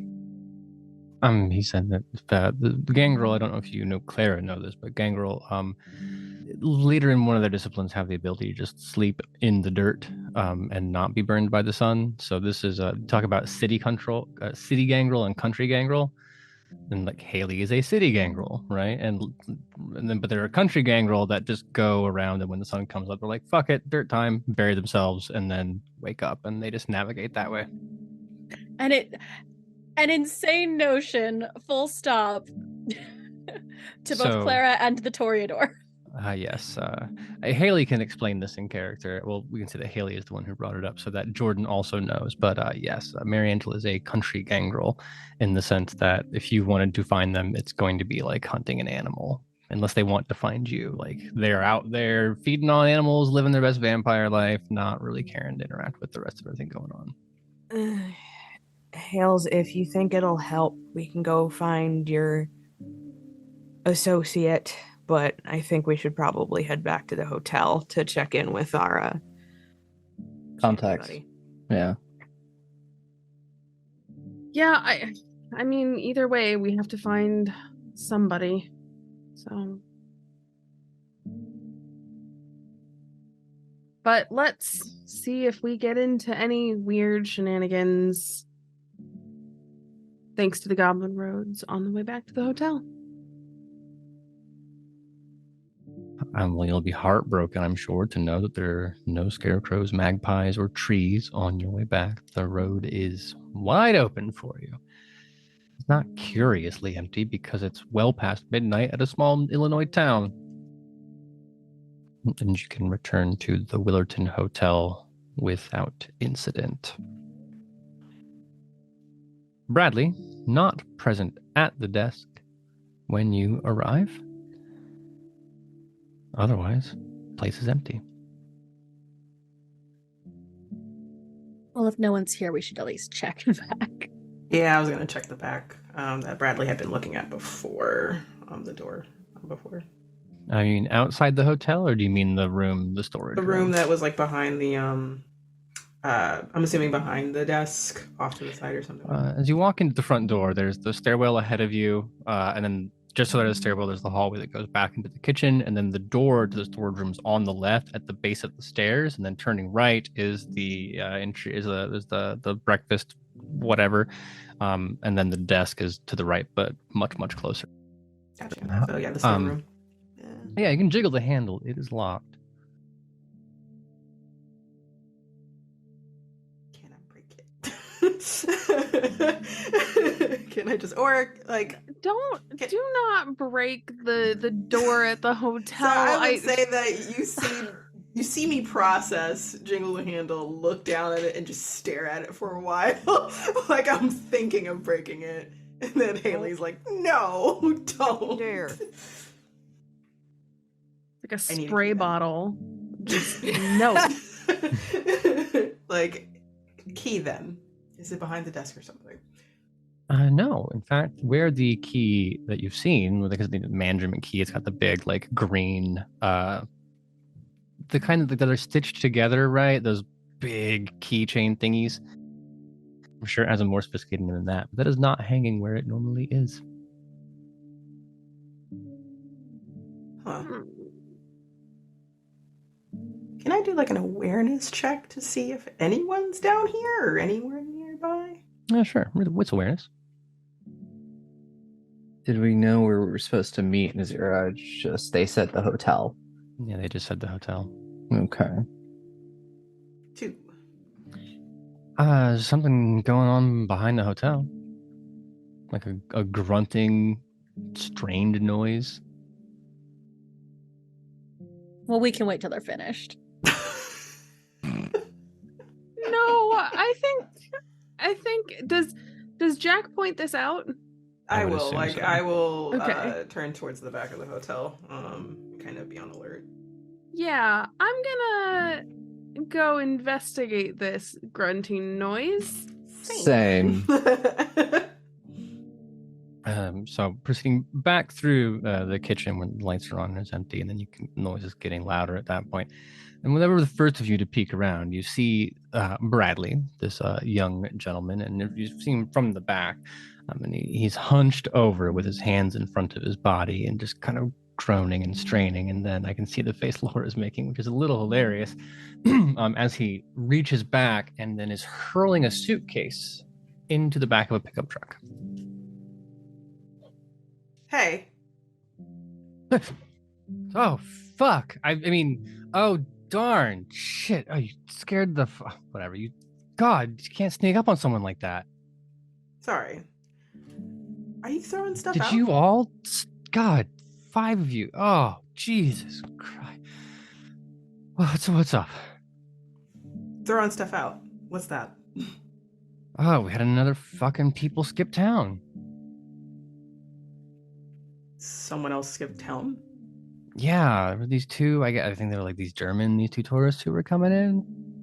And they'd been here like, I don't know, like a day or two, and then went up to the room because they hadn't been out, we hadn't seen them, and like, no, nobody's gone. They left out paying again.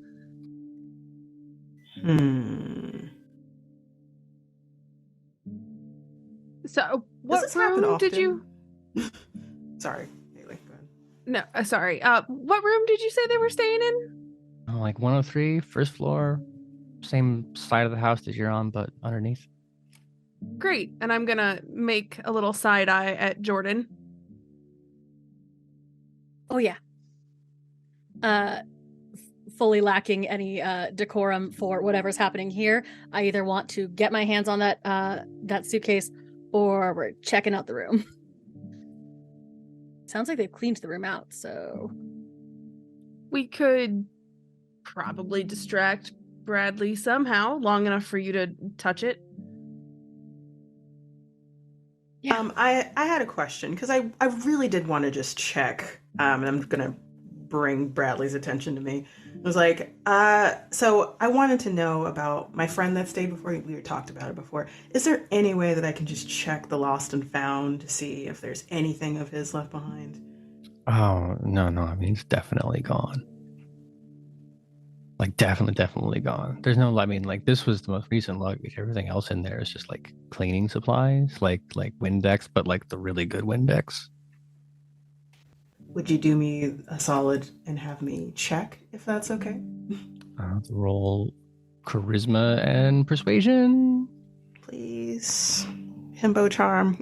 Do the thing.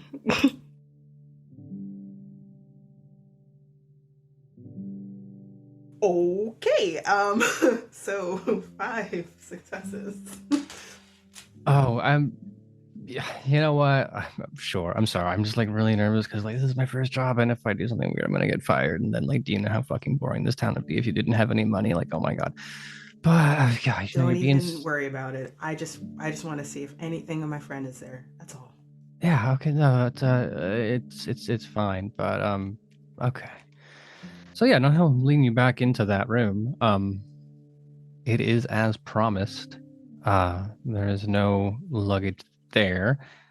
Was this an elaborate ruse to distract Bradley so the others could...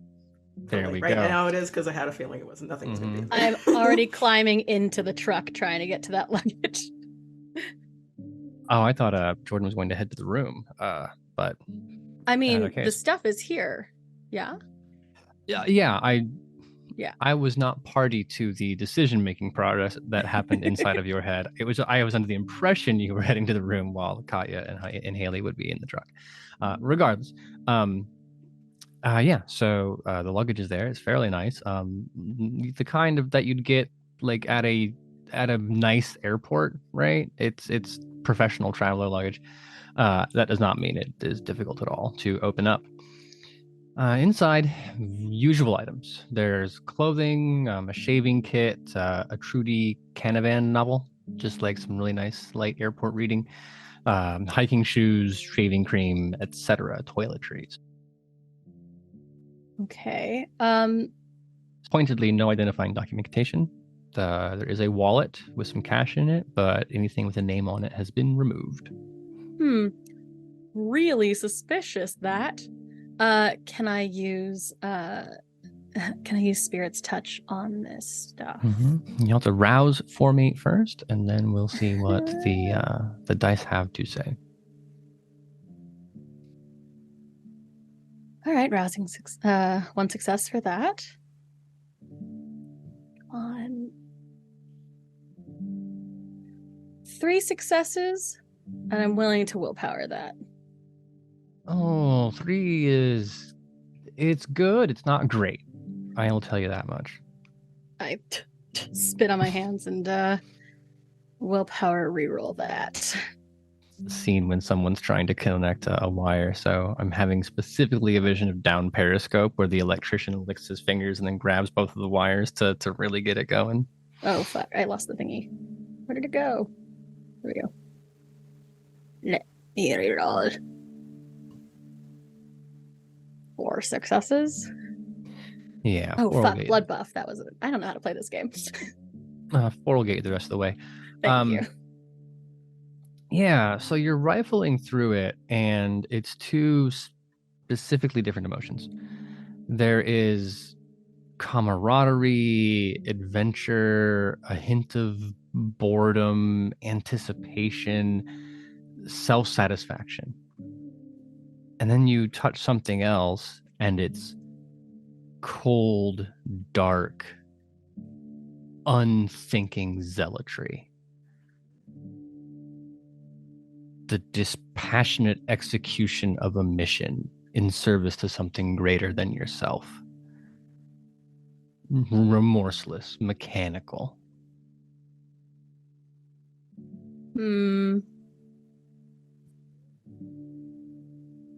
Cult shit. This is a, for lack of a better phrase, congregation sort of situation. Doesn't explain why they're missing. Sacrifices. I was going to say, they're very well convinced that they're doing the right thing then. Well, yeah, it's a cult. Yeah, so it's right. Like cults, and even in that old movie, Children of the Corn, the children very convinced they were doing the right thing.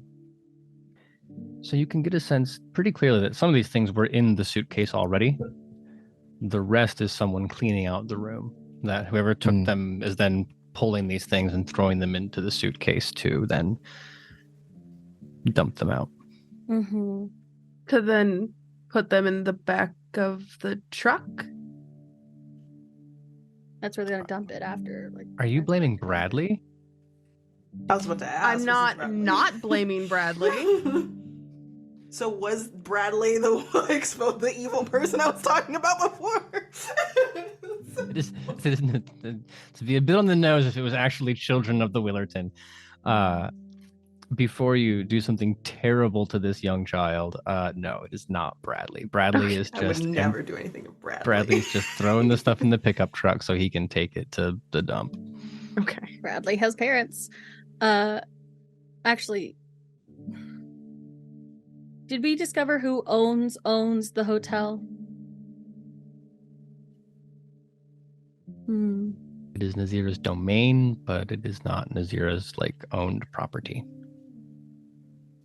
Does feel like the cult is using the hotel as a hunting ground, basically. Are we sure we can't stay in the car tonight? We think we need to. We have the little sunrise protection kit in the car. Good old SPK. I mean, I guess maybe because they already got someone, it's not a problem now. It's not like they need someone every night. That would be a little pointed. Put a chair underneath the doorknob so that they can't open it from the outside, even with a key. It's how I always sleep. We don't have time to unpack all of that. No, we really don't. No, so... It's a Banu Hakim thing. You wouldn't understand. Absolutely not.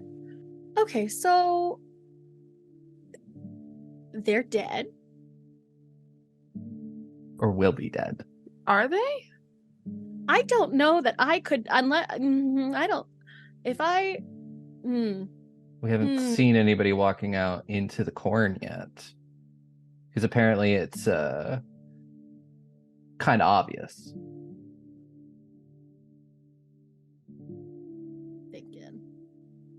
I have a question. So obviously, not going to talk to the demon magpies. That's not a thing.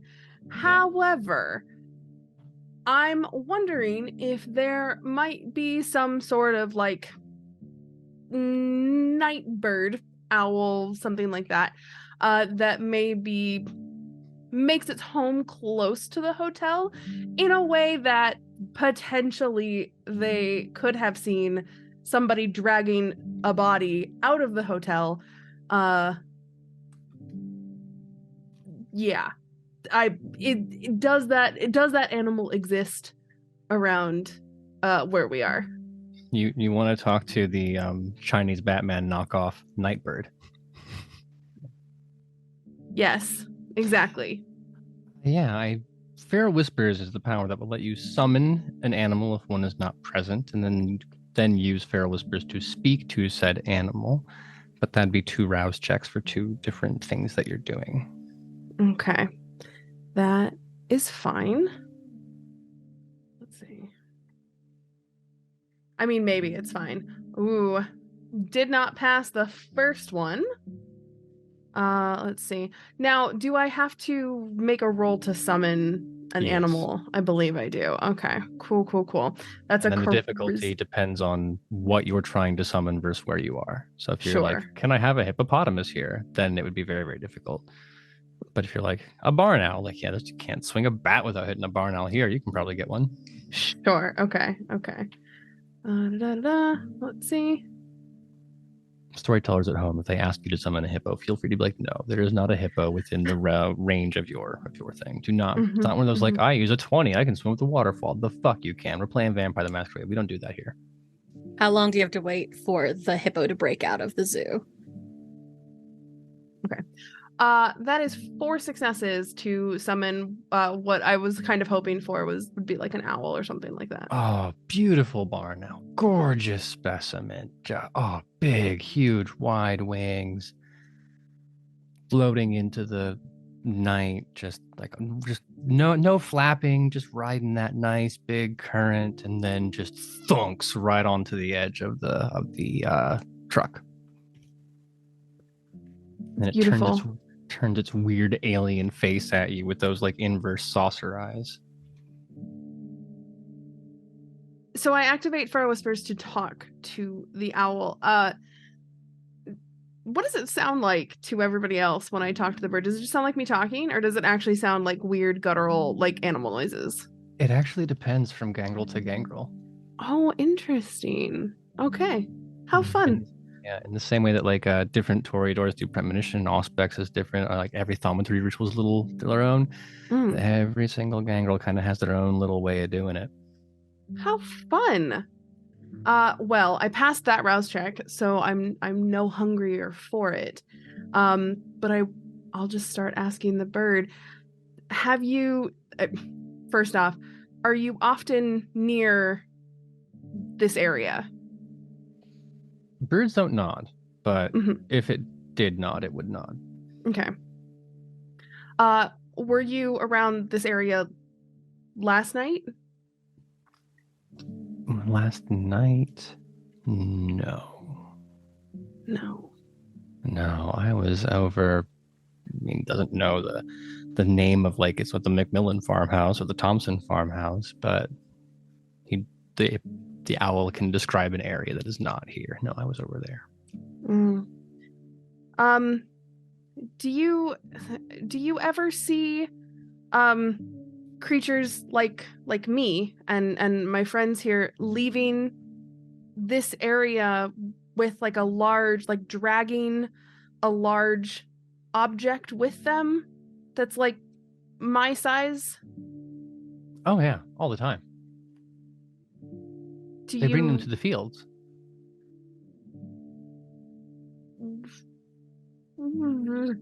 I kind of tense up a little bit, and everybody in the group can see that I'm very unhappy with this answer that has just come out. Which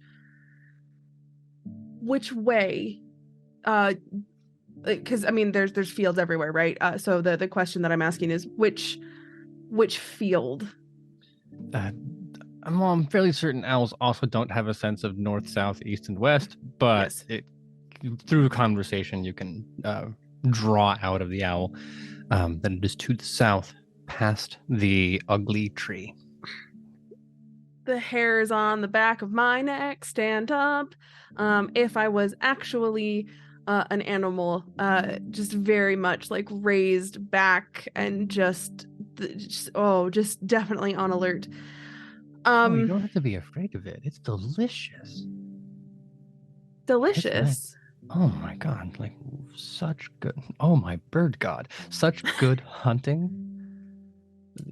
Bird's not famous for minced oaths. Wow. I've never Yeah. had to talk as an animal. No one ever plays gangrels and uses feral whispers in the games that I run. I do not have a gangrel in that game. So I'm not well practiced in how to be an animal talking to a vampire.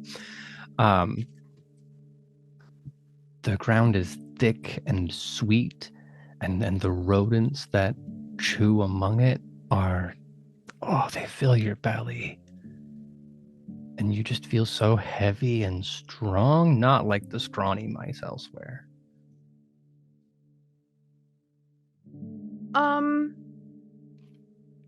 How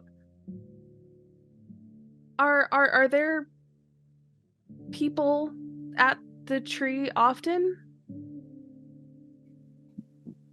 Whatever the concept of often means.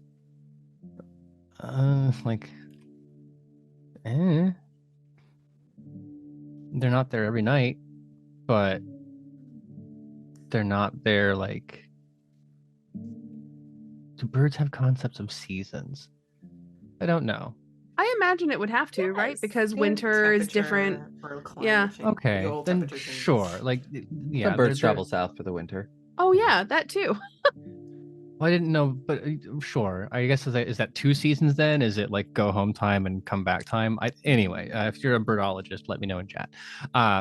In this case, not every night, but more often than like once a season, right?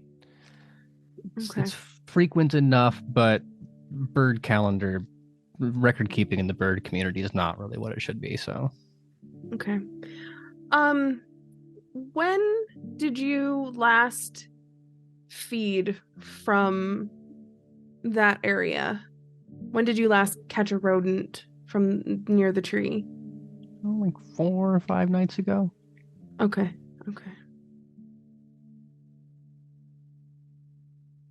Interesting. Well, it's at this point that I will turn to the rest of the group, who's just heard me kind of make these weird guttural sort of animalistic noises. Not the first time. I have good news and I have bad news. Bad news first? Bad news first. Okie dokie. We have to go to the spooky tree in the fields, I think.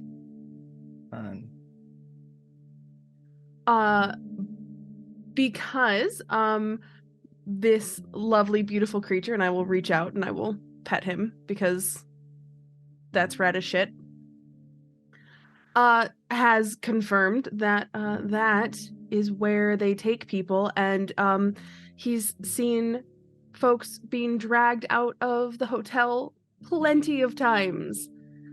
Also, fun fact, definitely some weird magic going on over there. He mentioned that the rodents around that area taste particularly great and make you feel awesome. So that's cool. I mean, so did the Anarch. Yeah. So, yeah, how fun. Love this for us. Oh, sorry. I was about to make a really bad joke. And Aaron, I'm so sorry. You can cover your ears right now. Because what I was going to say is, well, it kind of sounds like we're going to have to make a field trip. I got mad at myself. For coming up with that. And that's why I had to preface it, because I almost just said it not realizing I was about to make the joke. I'm so sorry. And that's how we all died. And that's how Hayley Drake died. No, Aaron's just going to murder me now. Okay, well, everyone dies. I'm just Hayley. That I'm not just me. there yet because I was buying time with Bradley this entire time. We can roll forward to the part where you reconvene. So that you let Bradley get back to the business of throwing these things away once you have covered up the fact that you've done it. Jack, I'm sorry to say there's nothing in the luggage room. It's honest to God an office at this point. Hayley, your glorious bird friend, departs, but maybe you will see them again in a dream on the wind. And that information all comes together. I see Jordan making a face, but I was really just trying to emphasize how fucking beautiful of an owl Hayley had managed to summon, because Hayley rolled very well on the owl summoning roll. No, I got you. That's probably David Bowie anyway. I was mostly going to ask if Nazira's back yet. Nazira can be back. It would be narratively appropriate. Again, forged in the dark advice. Let's skip to the action. So the conversation happens between you all, and we'll say it's probably about 2 hours before the sun is going to come up that Nazira returns. She is carrying in her arms all kinds of books, a whole little miniature traveling reference library. And when she sees that you are already there in the foyer of the hotel, which is skittering immediately over to the breakfast. I keep saying breakfast nook, but it's bigger than a nook. The breakfast capital nook on the right there, and starts spreading things out over the table. Very, very excited. I've misgendered them. They have laid this all out, and then you can almost see them ready to very Tremere like just burst into explaining everything, but then they remember this is comparing notes. So they say, okay, I mean, I've gotten a lot of really important breakthroughs here, but what have you managed to find? I will go into what we gleaned from the library and from Miss Hannah, and just everything that we've discovered insofar as the bits and pieces that lead to the cult shit, including, I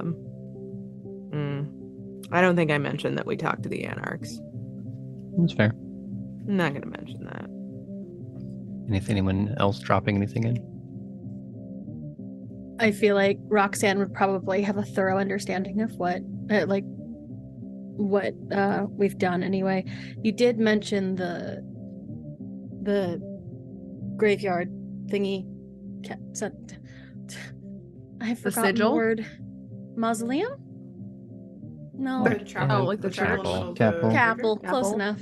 Yeah. And what the vibe that I got when we walked through the fucking cemetery. Mm-hmm. And the owl including chat. the phrase. And the owl chat. And the owl chat. In the owl chat, right. And Nazira is nodding along enthusiastically with all of this information. You can tell already that what you have discovered has confirmed a great many things that they have managed to find in their own research. And all of this comes together with Nazira beginning to explain, like, well, yes, now, of course, the way that the sacrifices have been working, that's all a little separate, but I understand the nature of the cage. When you mentioned the places that it stops and the way that it's been built, no, that makes perfect sense. Like, so Willerton was founded in the 1880s specifically, and the geometry seems to have held since there. Whenever you want something bound in that way, you have to build these pillars, right? Which means, and they're flipping through these books and showing you all these kind of icons and stuff, somebody found something here in 1880 that they wanted to keep. And that's why they started building these buildings where they are. And Nazira rolls out this huge map, and it's the town of Willerton, and they have circled the different pieces on this prism-shaped glyph. And they say, so that's what's holding this thing there, but it's also holding us, right? That's the Goblin Roads. That's why it's so hard to leave, because the nature of the magic is close enough to Kindred that it works on us. And see, that's the thing. It doesn't affect the humans, right? And it only kind of affects us. So what is more like us, but not human? And I mean, like, I don't have any ideas if you do, but I mean, and then look at this. And then Roxanne, they are speaking directly to you. Now look, so like this iconography that you found, and I mean, yeah, I'm familiar with the stuff that you have up on the, that you found on the cemeteries, on the headstones. But look, like it's not Celtic, it's not Greek or Egyptian, Mesopotamian, but it's borrowing from like the myth of Persephone and also Tammuz. It looks like somebody took a whole bunch of different mythologies and then lumped them all in with a native indigenous myth. And then, anyway, so it seems like it's tied to the land, right? They've taken these things they already knew from somewhere else, but then tried to make them, localize them, I guess, enough into the mythology baked into the soil to let it work. Now, we know that the pagan farmers, they have been sacrificing these things all the time, right? I mean, like, allegedly. But these settlers, like, without all their Christian pretenses and all that, they're still sacrificing these things to the ground. Now, normally they do it with animals, but all those missing people, they had to end up somewhere, right?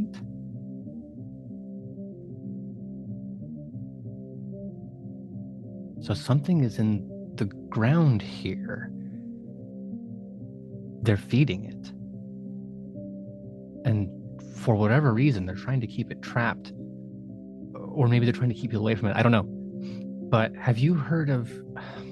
I mean, this is a stretch. And at this point, they go to the other side of the table and they just whip open this enormous tome of what appears to be poetry. And they say, have you ever heard something called the Shadow Sleeper? And no, none of you have. No.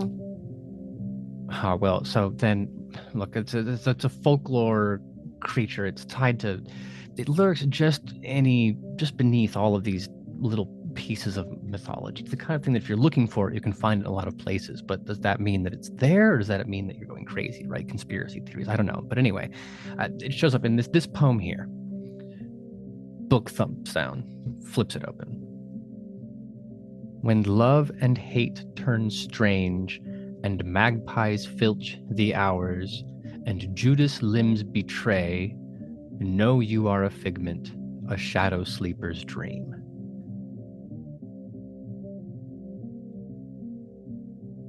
Magpies, Judas limbs, like the Judas tree? The what? The Judas tree, the spooky tree outside of town? Oh, that disgusting thing. That's what they call it? Yeah. Who? Locals call it. Oh, well, now I regret a little bit not spending as much time with the locals, but that's unsettling. Have you seen any magpies? A lot, actually. And tried to speak to one of them before I realized that they were definitely horrible and not actual magpies, but a lot of magpies, like a silly amount of magpies. Yeah. Dang. They got a beat on us out in the cemetery, and I'm talking like one on every tombstone kind of numbers. Two on every tombstone. Oh, that's terribly concerning. And their brow just furrows. Well, yes, obviously, but this means that whatever is under Willerton, and I presume it's some kind of creature, it has to be more active. Because it's getting fed. Yeah, it's concerning. Oh, but I mean, I've been here. Robert's been here. We've been here for years, and it's never been this bad. What about you showing up has changed something? What about Everett showing up? There has to be some variable that's been altered for it to be this, like... What if they fed it Vita? What if up until this point it's just been blood, but now it got Vita? Got a taste for something a little stronger. That's a truly terrifying thought indeed. We've lost a kindred, and theoretically it's likely we lost a ghoul, and there is a gangrel who has also seemed to be drinking the Kool-Aid, as it were. Well, this is truly terrifying. You have to go out into the cornfields. Not tonight. There's certainly no time. And if you were to get trapped on the Goblin Roads under these circumstances, it'd be certain death. But first thing in the morning, but first thing after sunset. About that, the people keep going missing from the hotel. I'm disinclined to consider the hotel a place that we can safely rest. Well, people disappearing from the hotel, you are significantly stronger than people, yes? Yes, but Everett York disappeared from the hotel as well. I suppose that's true. There are 5 of you and 1 of him, though. We all just huddle in one room. I don't mean to take responsibility for your personal safety. Of course, you can make your own choices, but you've experienced the Goblin Roads. And if something here wants you, do you trust yourself more to be protected by at least these walls and each other, or the windows and the tarp in a car?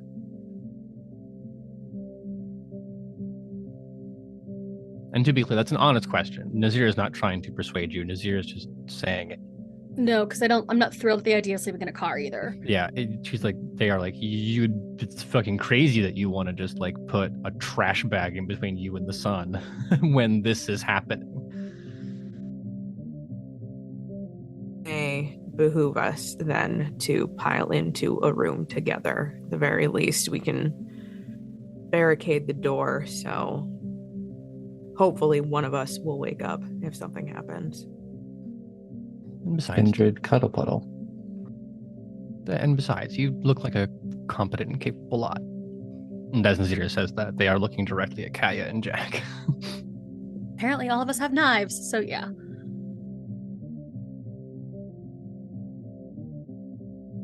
Unless you have any further questions for Nazira, we can let them pack up their things and depart. They are willing to be helpful to an extent, but who knew? A Tremere who doesn't want to get their hands dirty unless it's somebody else's blood they can do magic with? What? That sounds out of character. My goodness. Color me surprised. Shocked, I tell you. And we can return. Sorry, go ahead. No, it's just, that's all. That's all I need. So we can return to some just broader questions about what we've talked about. I know earlier that V, we're talking about, well, what is a vampire but not, and ghouls, but I think you're going in the wrong direction. Because if it was built to trap, like imagine on a 1 to 5 scale, right? Level 1 is a vampire, level 1 is a human, level 5 is a vampire. If I built something to trap a vampire, that would be a 5, and it wouldn't affect humans. And if it were ghouls, that's a 3, so it should kind of affect humans, and it should kind of affect vampires, right? But it doesn't affect humans at all, so we have to zoom our scale out and now go 1 to 7. So it's not what's halfway between a human and a vampire.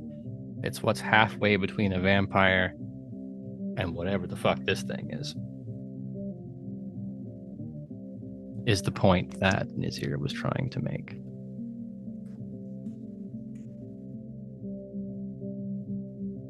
Great.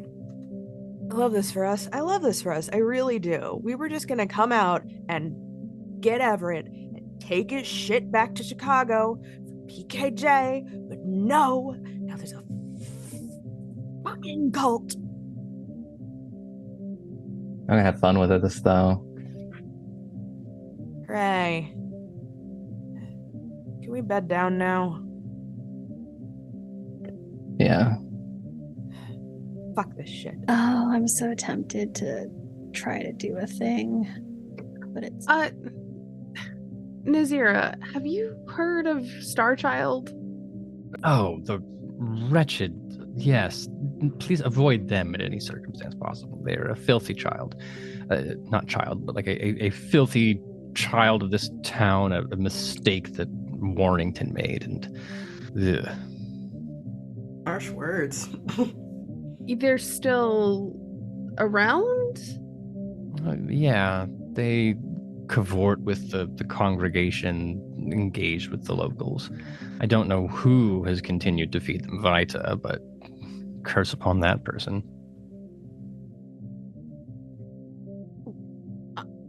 Okay, I have a weird theory, and tell me if this is weird, because like occult stuff isn't like my jam or anything, so tell me if this is like way too out there. So the lovely barn owl that I spoke to mentioned that the rodents that it consumes taste great after they've been near the tree. And I've heard tell that city folk here, townsfolk, taste better after whatever weirdness happens near the tree. I'm just wondering if perhaps there's some sort of... could Starchild be feeding off of the tree? Could that be a thing? There's a moment where it seems that Nazira might reject your theory out of hand, and you can see them turning towards Roxanne as if to say, please control your idiot. But then you keep going, and they pause, and you can see gears spinning and different sliders being moved around, and then Nazira is just quiet for a good 15 or 20 seconds. I don't know of that happening at any point, but that isn't to say it's wrong. If something is literally buried here in the roots of that tree, that would be, in theory, a possibility. With the most disturbing implication, because at that point, it isn't the tree or the soil, it means there's something actually down there.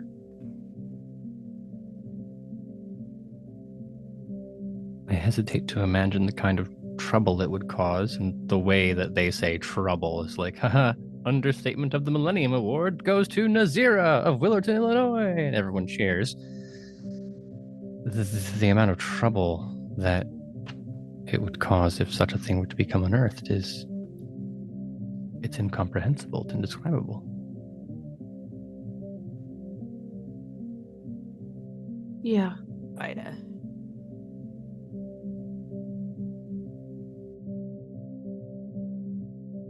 What a curious thing indeed if the Sabbat have launched their war into the Middle East and the antediluvians are here. Oh, but it couldn't be. And now they're just talking to themselves and rubber ducking their own occultness.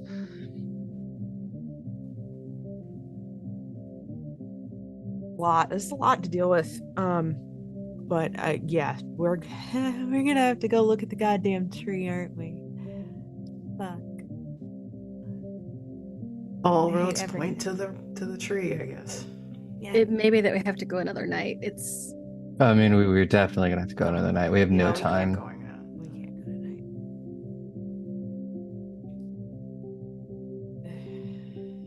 Let's say with the last few minutes that we have together, I know that everyone's going to go to sleep because you are required to by vampire law. Does anyone want to try hunting ahead of time? We can handle that role on the quick, or Jordan is thinking... okay. Actually, I want to try something else. Okay. Just because I haven't used it, and it seems like a good thing to do at this time. Before we go to bed. So if we want to hunt beforehand, I'd like to reach out with premonition. What are you focusing on? After everything we've gotten... Okay, this is going to sound I'm gonna try to pad this so I can roll as many dice as possible. I think before bed, at least, I'm gonna take my shoes off and see if there's any dirt still on them, and kind of use that as an anchor, because it sounds like it's something in the dirt. And we've reached out to the Goblin Roads, and we've walked through the graveyards, and it's a muggy summer. I feel like there's probably still mud on my Converse. And I think, this is stupid. We're gonna do it. I think if there's something in the earth, I'm going to see about reaching that way. Because we know what we're looking for is in the fields. What we don't know is why. And I don't think I can use premonition as like a locator device. No, it's just little hints and ripples about the future. So yeah, this feels more like if you might as well confront the big unknown, you might as well do that. Now, I know how many dice you get, and the problem with premonition is exactly the same problem with insight check that you roll, which is that you as the player know how many dice you got. So if they're lying or telling the truth, you can be like, well, now I know they're lying because I failed my insight check. So what I'd like you to do is tell me how many dice you have, and then let me handle the rest. Cool. So I don't know how many dice I get for this, and I just rolled it anyway. But I was going to say, if I could also blood buff it, because this seems like an important thing to do. Blood buff relates to feats of will and wit. I don't know if you can apply it to this. Clench real hard, reach out with my third eye. For one, that's how you get hemorrhoids, but I can say it's your blood. It's a one shot. If you want to, then go ahead. Yeah. So I think that only gives me 2 dice. I cannot remember how many dice I roll for premonition. Boop, boop, boop. Should be resolve in aspects or intelligence in aspects. It's tied to one of those things, but I don't know off the top of my head. It's whether I'm not familiar with the VTT enough. Resolve in aspects? Resolve in aspects, yes. Oh, well, I got 4 in aspects, and I... Resolve is a... I can't... Where did it... Oh, there it is, 2. So 6 dice all around. Okay. I'm actually much happier if Aaron rolls it, because someone has better luck than I do. Yeah, because I got 5 successes. Yay! Jesus. Aaron rolls all my dice forever now. Then, as we approach the end of the scenario, we'll handle the feeding rolls after the fact, and then just come back in the next game, just so you know. But as we approach the end of this episode, Jordan, first, tell me the pose. How do you position yourself as you channel on this reddish brown dirt, and then try to project your senses into it? I think in that very sometimes Jordan does weird shit and we just let her do it. I've gone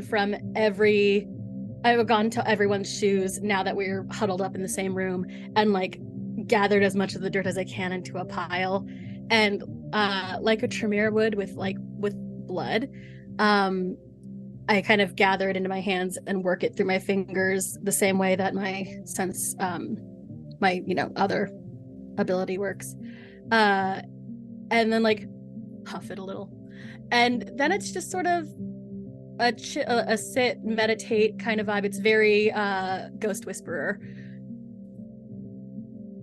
So whether you close your eyes or whether this is one of those situations where they just roll backwards, and then everyone can see the whites, you feel all of a sudden hands on you, on every single part of you, and it takes a moment for your senses kind of zoom in the way when you're at an eye doctor, and is this better or worse, and it's slowly focusing in, and as you zoom in, finally you realize it's not hands, that it's the stalks of grain, that it is the corn, and you're walking through it, and you can hear that heartbeat, the same heartbeat that came when you solve the puzzle of the scarecrow, but it's underneath you in the ground, and it's not just that you can hear it. Every time it goes thump thump, you feel the entire field lurch up and then down. It's in your feet.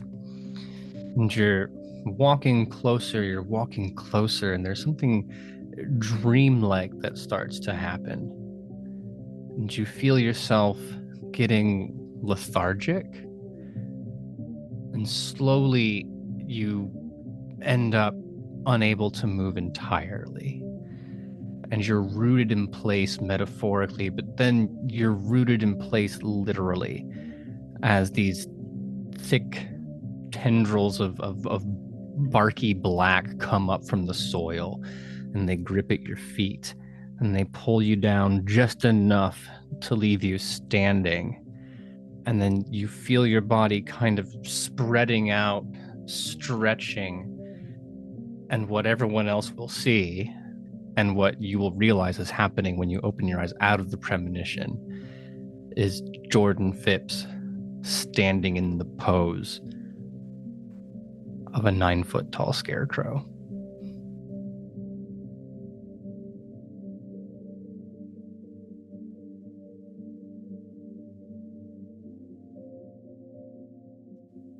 Unfortunately, we will have to stop there.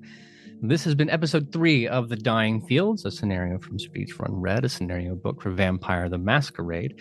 Hope that you have enjoyed it. If you'd like to find it and buy it for yourself, you can do so at !game. I'm about to introduce everyone one last time, let them know where they can be found on the internet and what products they're into. But if you'd like those links where they are clickable and you don't have to type it, because why would you want to type when you can just click instead? It's so easy. All you got to do is put ! socials in chat. That said, we can burn through this real fast because I think someone desperately has to go to the bathroom, and spoiler alert, it's me. But that said, joining us all the way from the lovely Craftians playing Jack Bowman, who has, I think, managed to successfully persuade every single person they have run into this game. Excellent roles, excellent role playing, excellent to have you here. Sade, where can people find more of you? Hi, everyone. Yay! First of all, thank you. That was so nice. Hi, everyone. You can find me everywhere as SS Ambrose, except for Twitter, which is @SSAmbrose_, because Twitter hates me. You can also find me at The Other Side of Studios. We are ramping up. We're currently recording a Monster of the Week campaign, which is a wonderful in-between of Arcane Core Seekers and the 3rd season that we're going to be working on in the future. So stay tuned for that, because it's intense. I'll give you that. Wonderful cast. Obviously, you can listen to me on the lovely Craftians podcast. We have 4 seasons. We're on hiatus, so if you like binge listening, please do. It's lovely. Call of Cthulhu actual play. And I think there's more, but yes, that's me. You can check that out also on Twitter if I forgot anything. And on to the next person. Always more and always lovely to have it. Speaking of things that are always lovely, they are Katya, Sokolov, Banu, Hakim, who I regret you haven't been able to shoot anything yet, but let me tell you, we can fix that come this I think I'm going to fix that next week. So tell us who you are, tell us where we can find you, tell us what you get up to when you are not here hearing mice go. Hi, everyone. I'm Aubrey. You can find me everywhere on the internet at Mad Queen Cosplay. You can also catch me as the GM over on Goblins and Gays for Blood of Kings, the final season of our first Pathfinder campaign. It's lovely. Especially if you like Hades and or God of War, Ragnarok, go check it out. It's very influenced by all of those things. You can also catch me as Sawyer over on Bring Your Own Mech, and as Ryan over on Escaping Carcosa. So check all that stuff out. Love to see all of that. I am especially happy because I did not like God of War Ragnarok. It felt very tired to me, but this story, I like it a little more. Things I like a little more do not include Outdoor Cat Clara. I like them about the same, but Jordan Phipps is excellent. If people want to find more of you out there on the internet and see what you're up to, where can they do it? How dare you? Hi, I'm Clara. I'm all over the internet as clearly_golden, unless you're into mermaids, in which case you can find me over on Instagram as mermaid_clarity. I do have a clearly golden Instagram. It is just full of shit posts as far as one can photograph shit posts. I am here at Queen's Court Games, playing the All Night Society whenever those are released, wherever you get your podcasts. I play Maya Lugosi, the La Sombra Problem, and I am also over on Happy Jacks, where I have split custody, I guess, and on Sundays we will be playing Demigods. We may even be playing it now. Demigods, which is launching soon. It may be launching by the time you hear this. So that'll be fun. I'm hoping to play a trickster. It's very weird. Time is confusing when you're recording things. Time is a flat circle and has no meaning. Next up on the list, Roxanne Silvestri. You have done so incredibly well being an occultist, which means the bad things keep happening to you, and for that I apologize. But you are excellent in this game, and I'm loving everything you got. If, hypothetically, I was the kind of person that was addicted to badass characters being flung into wacky situations, where else could I find that kind of thing? Laura? First of all, don't apologize like you're actually sorry. Don't apologize to me like you're actually sorry. Second of all, hi, I'm Laura or Tutu or Laura Tutu. You can find me on most social medias as some iteration of Laura_Tutu. You might have to throw an underscore at the beginning, at the end of that, because, well, fuck whoever has Laura_Tutu, all right? Just like contact me, I'll fucking pay you, dude. Come on. I'm here with Wow, I can't talk. I'm here with Queen's Court Games more often than not, which is like pretty often, like all the goddamn time. You'll be able to hear my voice on Tan soon, which is really exciting. You'll be able to see me playing some Call of Cthulhu soon, which is also exciting. And then some Cult, and then some, I don't know, what else do we have? Everything. Follow me down. Follow me Scandal. down.